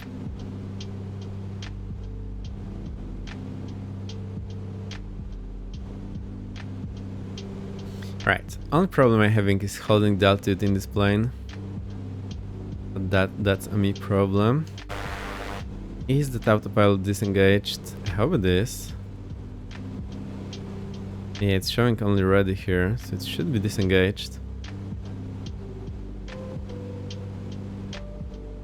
Alright, we're all good here. Hey Blacko, nice to see you here. What's wrong with Twitch? I swear I followed this so long ago. I don't know. Thank you for the follow anyway. No problem there. Great to have you here. I've been having a lot of time off. Now I'm trying this plane for the first time. I do enjoy it. It's pretty nice actually.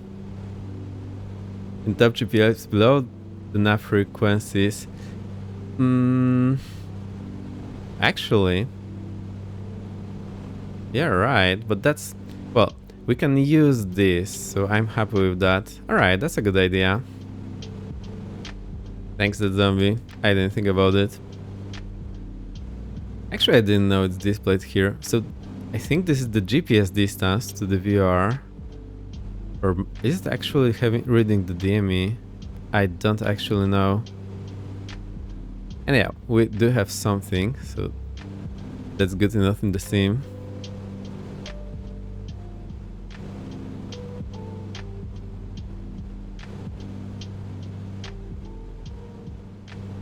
So my concern is if the VR name comes, if that's decoded from the Morse code, or is that just the GPS knows that there's nearby VR with this frequency, so that's this one. Is the radial coming from the VR, or is that just coming from the GPS, and is the distance coming from the GPS or the DME? Anyhow, for sim application, this would be good enough. Oh, so it provides distance even when not out of range, so it's not the DME, it's just distance. Okay, so legally you cannot use that for the approach, but in sim this will be good enough for me. But also remember, it can show different distance because the DME is measuring the slant's distance. So if there's DME here and you're higher, you measure this distance instead just on the over the ground. All right.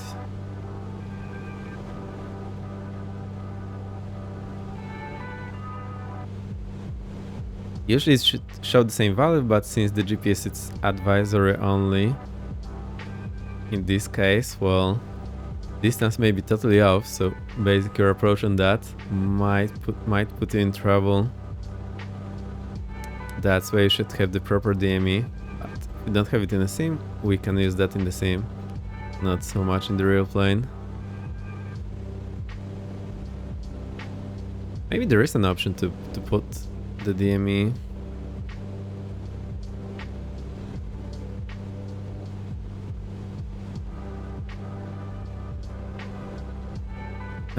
Remember we had this Garmin selection somewhere. Oh, it's actually here. Just the GPS. So I don't see a way to select the DME. Anyhow, it's good enough. Alright, so we're almost at this point, and once we get on the final approach, I want to verify if we'll have this glide slope information by moving the 430. Do you think there will be DME there? Oh, also I forgot the transponder.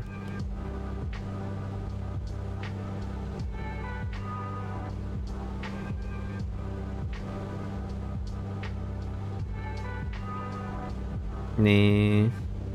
Oh.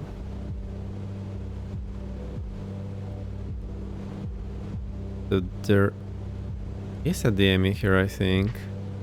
Yeah, you might be right. For the NAV2. Oh, NAV2 DME. I see, so that's the problem we are having with the Garmin's, that they're just covering this, so we don't have the DME reading.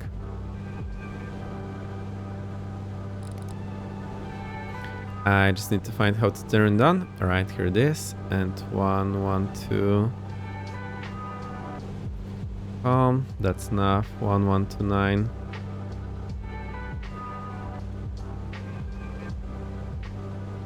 Yay! Perfect! Thank you, Nickdin. You fixed it. So normally when you have the Garmin, you'll have the DME indicator somewhere else on the plane, but it seems to be missing here. But at least we have this one. Well, it seems too much, but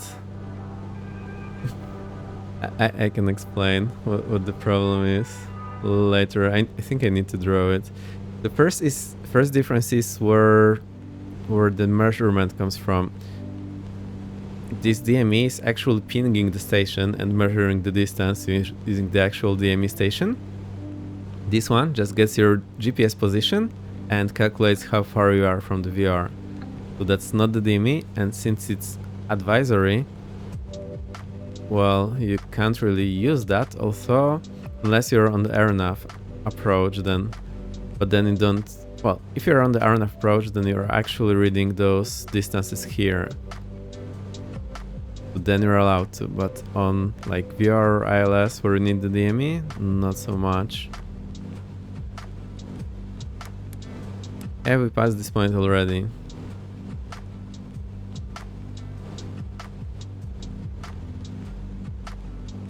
Right, I hope the GPS will notice. Come on, activate the next leg. Alright, there we go. And we don't have that indication here. So, alright, we can do RNAV, but no LPV, no vertical guidance, so just LNAV is what we can do.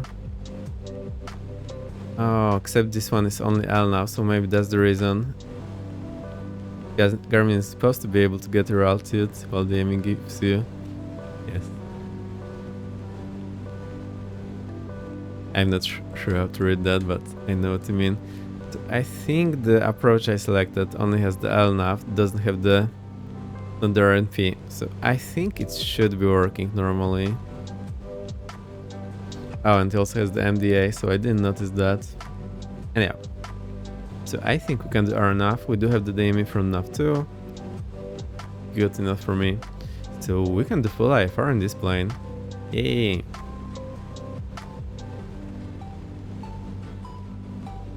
Right, let's do touch and go here. I will go idle, prop forward, mixture forward, get the sliding lights on, fuel pump on. I want to slow down and get the gear down. And flaps 1.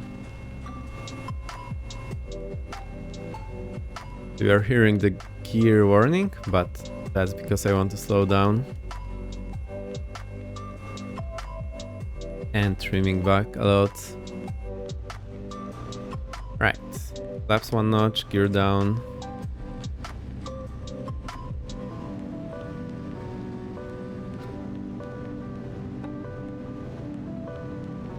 I haven't been flying in a bit, so doing any approach now will be challenging.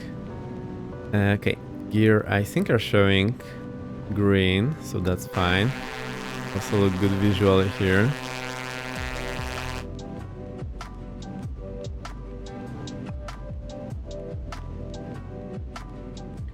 I think we'll do like 2 touch and goes and then call it a day. Though not so long today, but I'm happy with trying out the new plane.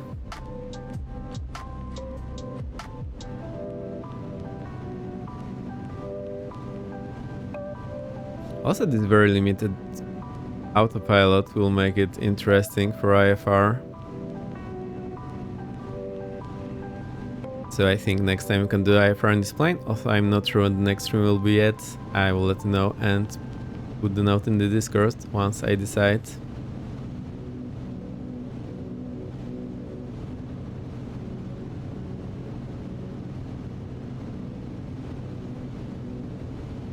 Oh, we need to change the tanks to get them to the main tanks. There we go.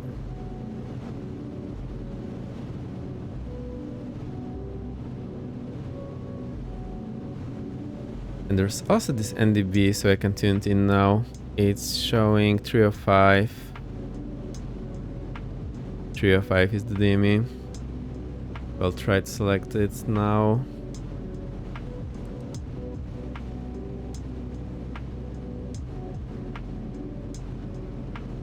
So when DME is not receiving, the ADF. When the ADF is not receiving, it's just horizontally. And now we switch it to 305, and yeah, it works. Right, we are high. Let's fix that. Use the power. I'll get the flaps full.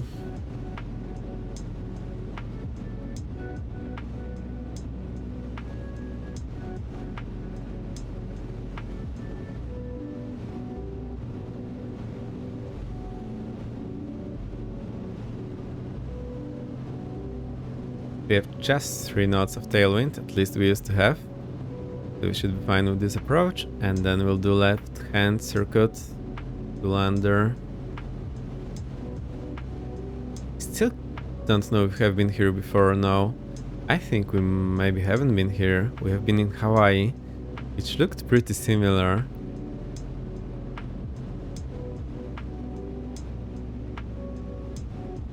Right, that's pretty fast, so I'm reducing the power and pulling back and trimming back, so it should slow us down, but stay on the approach.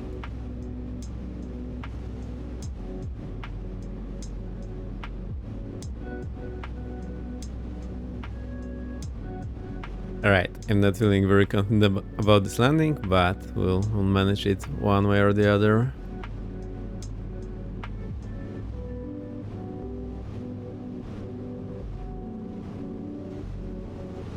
Right, pulling idle now, round out and go into flare. I think we're high now. Whoa, whoa, whoa. So I have the problem of controlling the elevator gently. Alright, don't mind this. How do I fix it?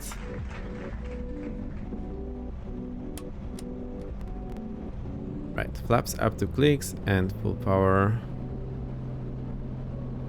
The problem I'm having with one hand only, I cannot make small enough movements on the elevator.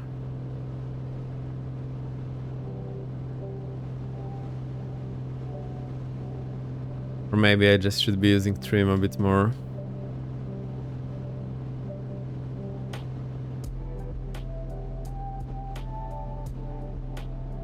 So I have some doubts about this elevator response. I seem to need to move it a lot to get it where I want. 100 feet, positive climb, gear up. 300 feet, flaps up, reduce the power to 25, 23. Landing lights off, fuel pump off. There we go. Alright, 500 feet, left turn. Trench, mine isn't that sensitive. I mean, it's not sensitive, that's my problem, I think. Okay, move it and nothing happens, and only then it starts moving. So I think I would like it to be more sensitive.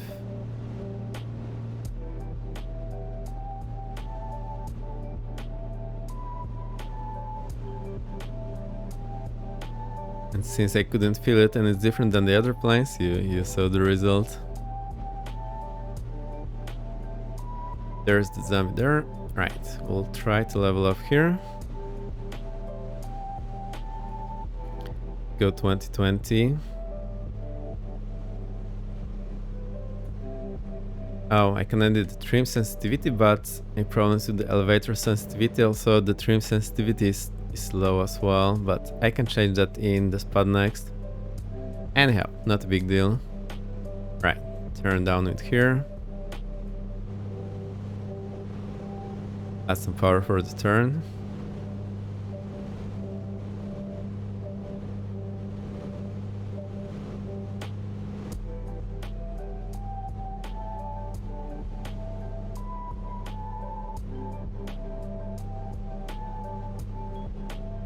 Oh, so I did set the CDI or OBS to the runway heading, so I can use that to fly my pattern.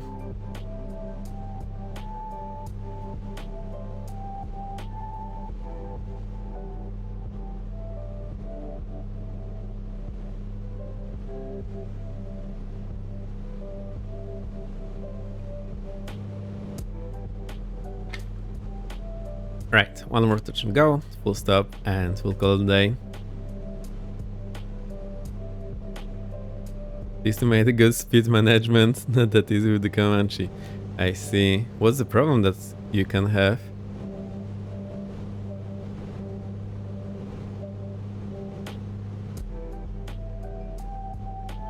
But definitely it's a cool aircraft.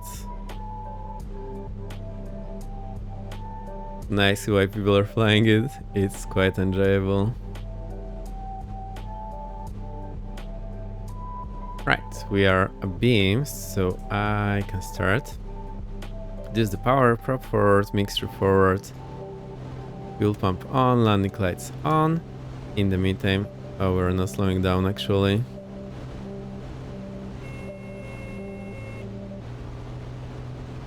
Hello there. Struggle to lose speed. Oh, I see. Hey, who's that? Himaloy, welcome, welcome. Great to have you here. I'm flying the plane. It's pretty nice, the Comanche. The way I do that is I just go idle and let the speed bleed off, trying to keep the altitude. Gear down, flaps 1, and add some power. So maybe that's why I didn't have trouble. I'm usually doing this quite aggressively. Where's the airport though? I lost it. Haven't been around in a while. No worries. I haven't been streaming in a while, so I feel you. Also haven't been much on Twitch recently. Just popping in for a few minutes here and there to say hi. But I think once the winter comes, I'll back to more flying. Also, it's been super warm here for the last month. Even the AC only helps for a bit. Where's the airport? I totally lost it. Right, at least I see it on the Garmin. I think it's somewhere there where I'm looking at.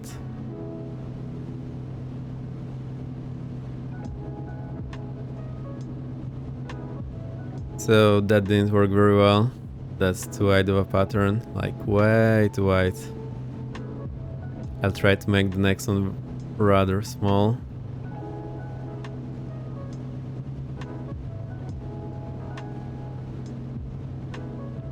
Alright, there it is. Jade Wells here. Well, I don't enjoy the heat when it's over 25 in the apartment. That's a problem.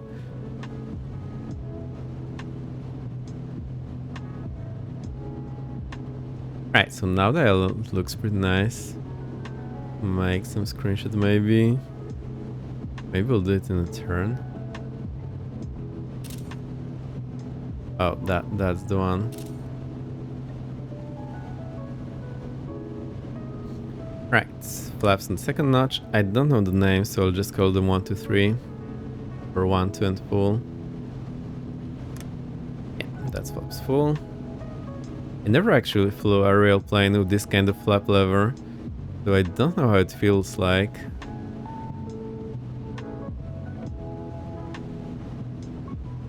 Right, gear selected down and showing green.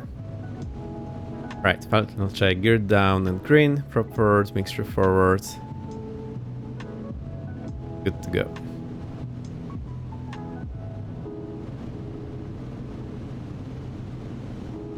Yeah, I would like this elevator to be more sensitive, just like the other planes. Otherwise I have to move a lot here, and since the spring in alpha is very strong, it's hard to correct smoothly.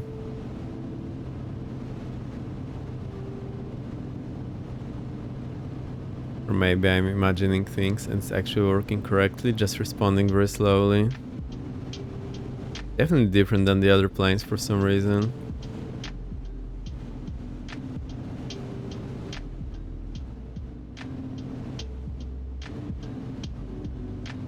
We are a bit fast too, though, so I see what you mean with the speed management.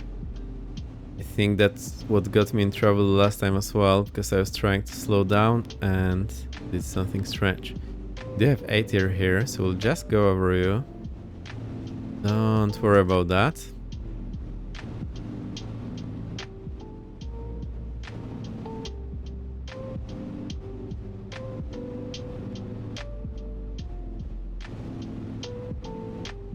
We have wind from the right, so I need right aileron, left rudder.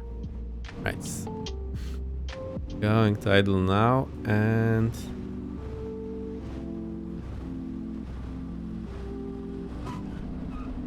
alright, that was better, although it seemed a bit wonky there after touchdown. Flaps up 2 clicks and full throttle. I need to keep this rudder and aileron. Here we go. Rotate. It wasn't perfect, but I think that's manageable.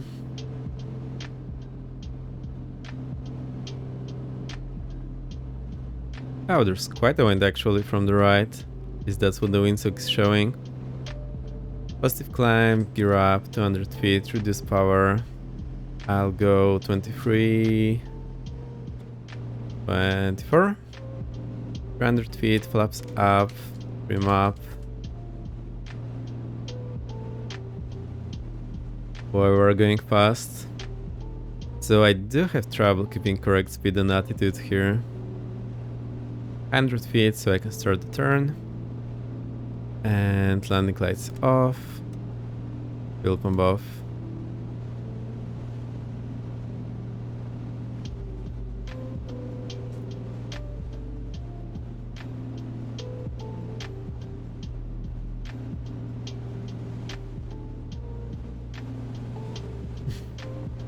Alright, so that's our crosswind leg. I'll just fly here for a split second and start turning downwind.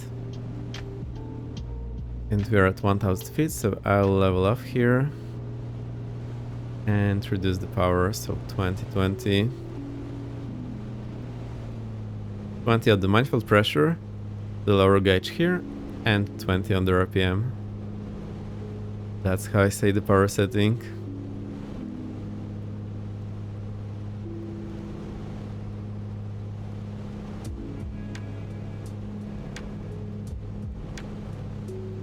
Right, downwind course here. I think I need some slight wind correction, but actually into the wind. Oh, so it might have been the wind that pushed us out so far on the previous traffic pattern. I think that's what happened. That sounds reasonable actually.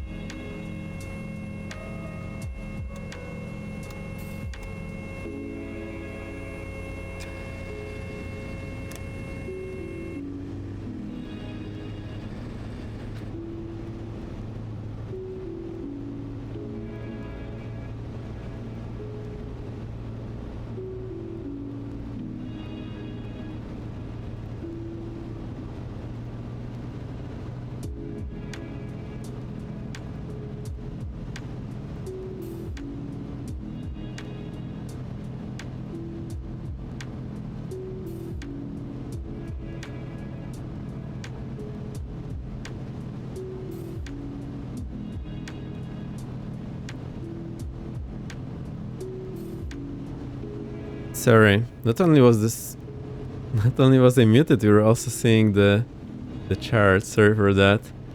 My skills went down. Look, I wish you all the luck in it to get the NVIDIA drives working. I see, maybe the stream deck did something fancy, so it started working again. That's why I got muted. So we're at the place to turn base and speed check flaps 2, 9 fast again. Roll out on the final here. I'll try to keep it slower on the approach now, so around 90 knots maybe.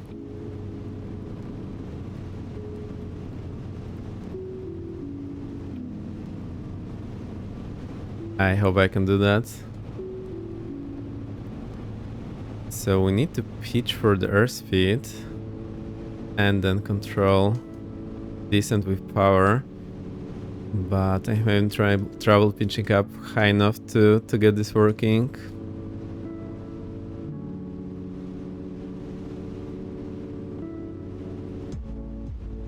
Alright, I think that's about it.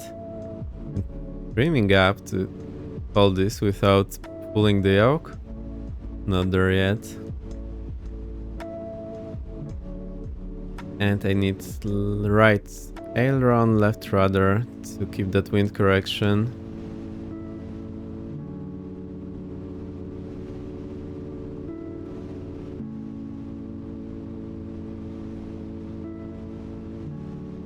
Right, round out, get into flare, and slowly roll to idle. Yeah. Alright, that was super bad. So the problem I had, I wasn't trimmed, so I was pulling the yoke, and then when having all this spring force with one hand, it's very hard to control it precisely. So anyhow, I need to figure out how to do it in this plane. I probably need to increase my trim sensitivity for this one, or maybe change my bindings. Right, suffocate here, landing lights off, and strobe off. Where do we park? I think we'll go there to the right.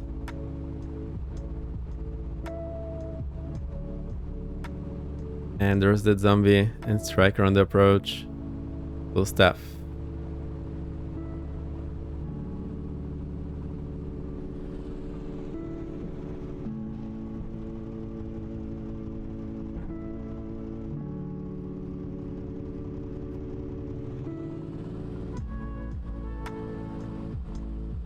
Don't know where I'm going, so we'll just stop somewhere here. It should be fine enough.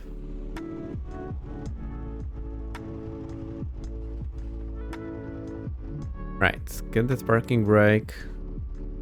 And you can try to watch your landing. So let me hop out.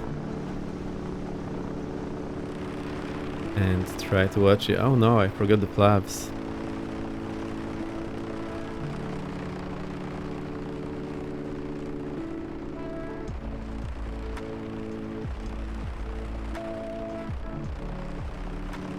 Right, this actually looks pretty nice with the word update.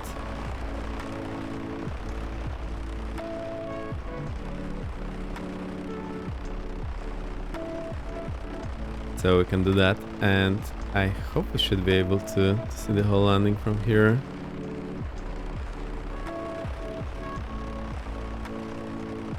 I do see the aircraft already. Hype, yes. Hope it's gonna be fine.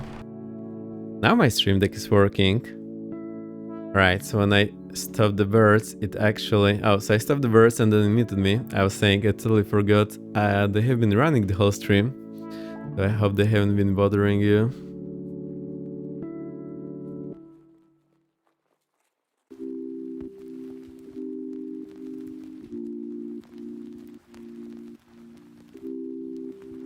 Can we see already? Pretty far. There we are. Maybe with a little more zoom, that's a bit better.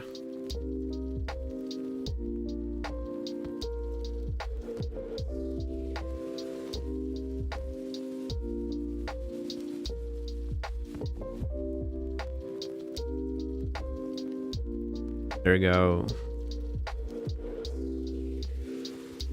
Seems nice. Hey, so it worked for you. Hope that was a little smoother than mine. I have a lot of trouble controlling this plane in flare. Here's your applause, well done.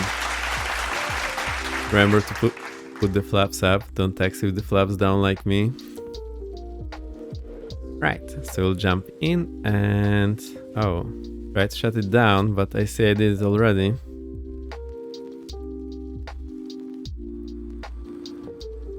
Hang on, we'll do it the right way.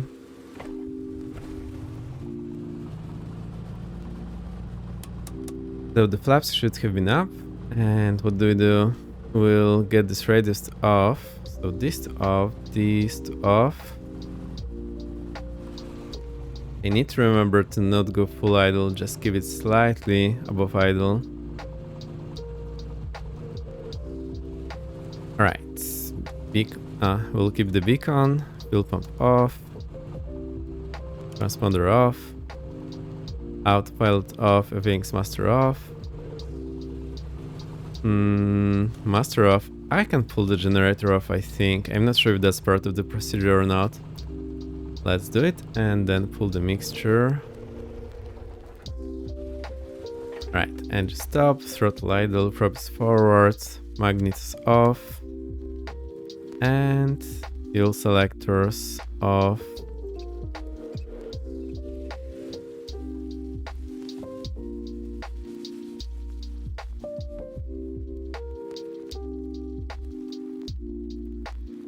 Have I missed anything? No. Actually, the master off should be now, not before turning off the engine, so I did mess this one up. Right, so that's it. Cool plane, I like it. It's not a very complex plane, but pretty fun to fly. I just had a problem with this elevator not being very sensitive, so I somehow needed a lot of movement, and since the spring is very tough in alpha, I struggled with that. Also, the trim wasn't moving fast enough for me, but I can edit that in the spot next or use the default binding. Maybe this would help. Right, we succeeded. Are you here? Yes, you are. Let's be back to an angle, and I'll try to play the outro for you, unless it sounds very roboty again. So please let me know if it sounds right or not once I turn it on. What angle do we keep?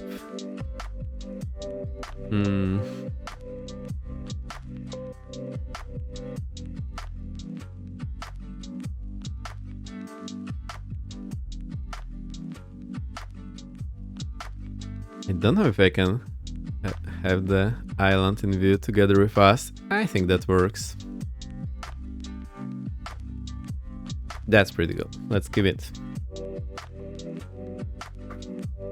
Alright, so the flight of the second stream of the month is complete. I kept it to the minimum this month. We'll see how it goes the following month. At least 2 streams.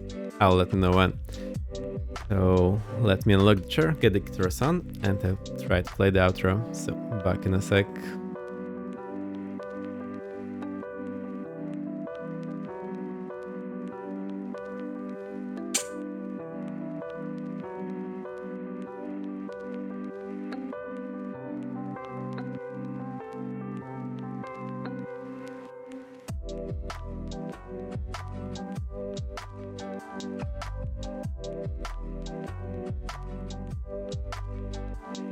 Hey, so now my stream deck is working. Amazing.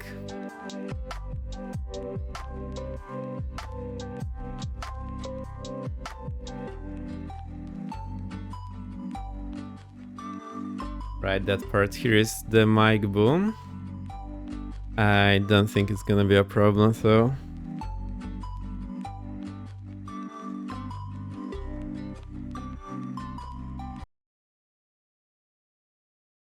Okay, stop the music. I'll get those birds out that I had running before.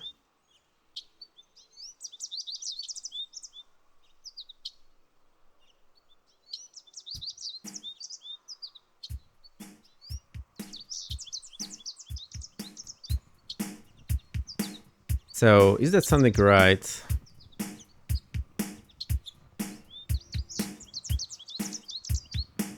I'll try to get it also in my feedback so I can double check.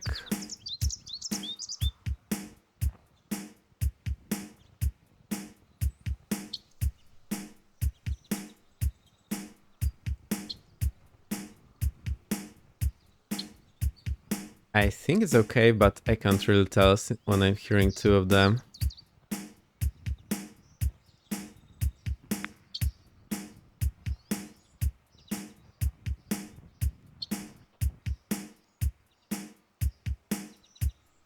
Right, here we go.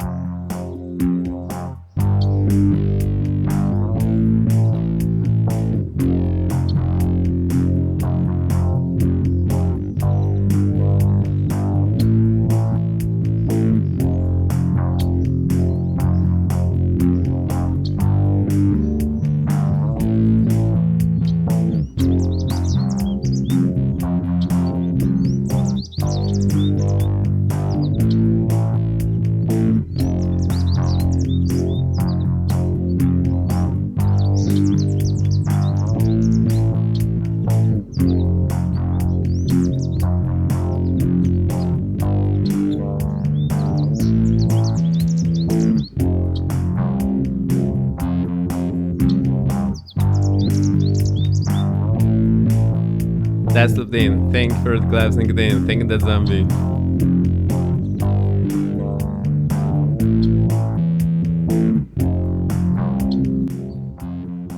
Alright, we did it. Let's review the flight real quick. The loop works, so I'm happy with that. So that's our flight. Alright, and you can indeed... Alright, we took off here, did a loop around the first island, and then around the Tahiti island.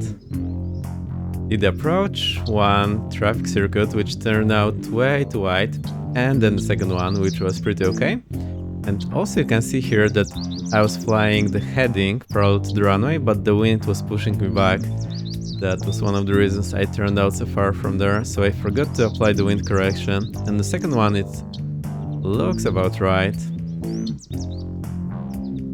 Those touchdown rates from Volant are a bit different since they're averaged a bit, so they don't look as bad, but I did struggle there.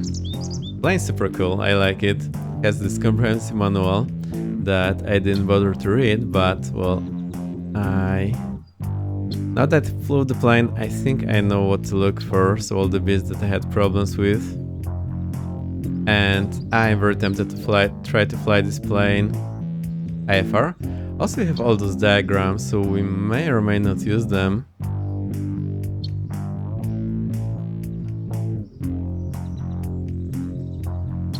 Oh, pretty cool. Quite simple plane, well done. So I like it, but there's a ton of other planes that serve similar role, so always see if you like it. Also we flew in the place where this movie was filmed. That was the idea why you got here. And the book I showed you, I super recommend it. It's really great. Cool stuff. And yeah, oh, we had a few follows.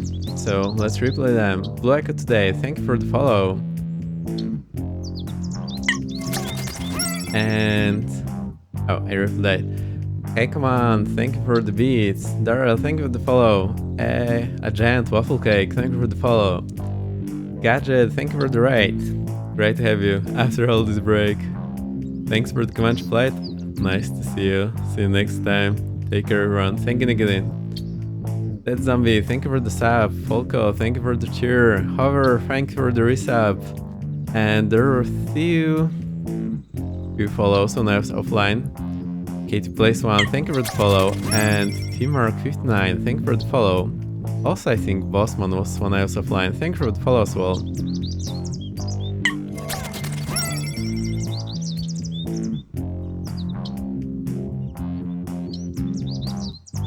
Hang on, the stream deck is not happy again. The video I sent goes over those diagrams. Alright, I mean I know how to use them, so that's it for me, but hey, it's nice they did a video, so you don't need to guess or ask someone. Alright, I've been enjoying the month of July, taking it easy. I hope you didn't mind less streams. I hope you found some other people to watch, if you need. There's always someone, or you can ask. I could recommend someone. I saw this Viper flying a lot recently, so I do recommend to have a look there. Although it's for me in the middle of the night, for any US people, more reasonable timing. And next month we'll have 2 streams at least, maybe more. I'll let you know in this Discord. If you want the link to Discord, it's here in the chat, or it's in the About Me on Twitch. So we'll go raid someone and enjoy the rest of your week. Rapunza is out. Do we raid Rapunza, or do you have any other suggestions?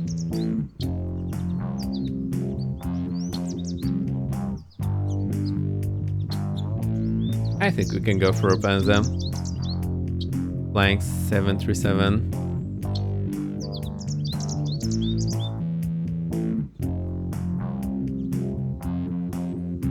Alright.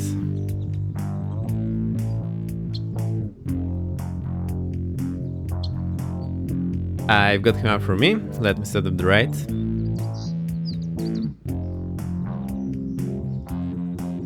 rides up. Right, again, thank you for coming, sharing your thing. It's been fun. I quite enjoyed it today. And I'll see you next time. I'll go to the end scene, hopefully. Hopefully, here it is. See, talking to you. Right, let's go for the ride. Thank you, and bye bye.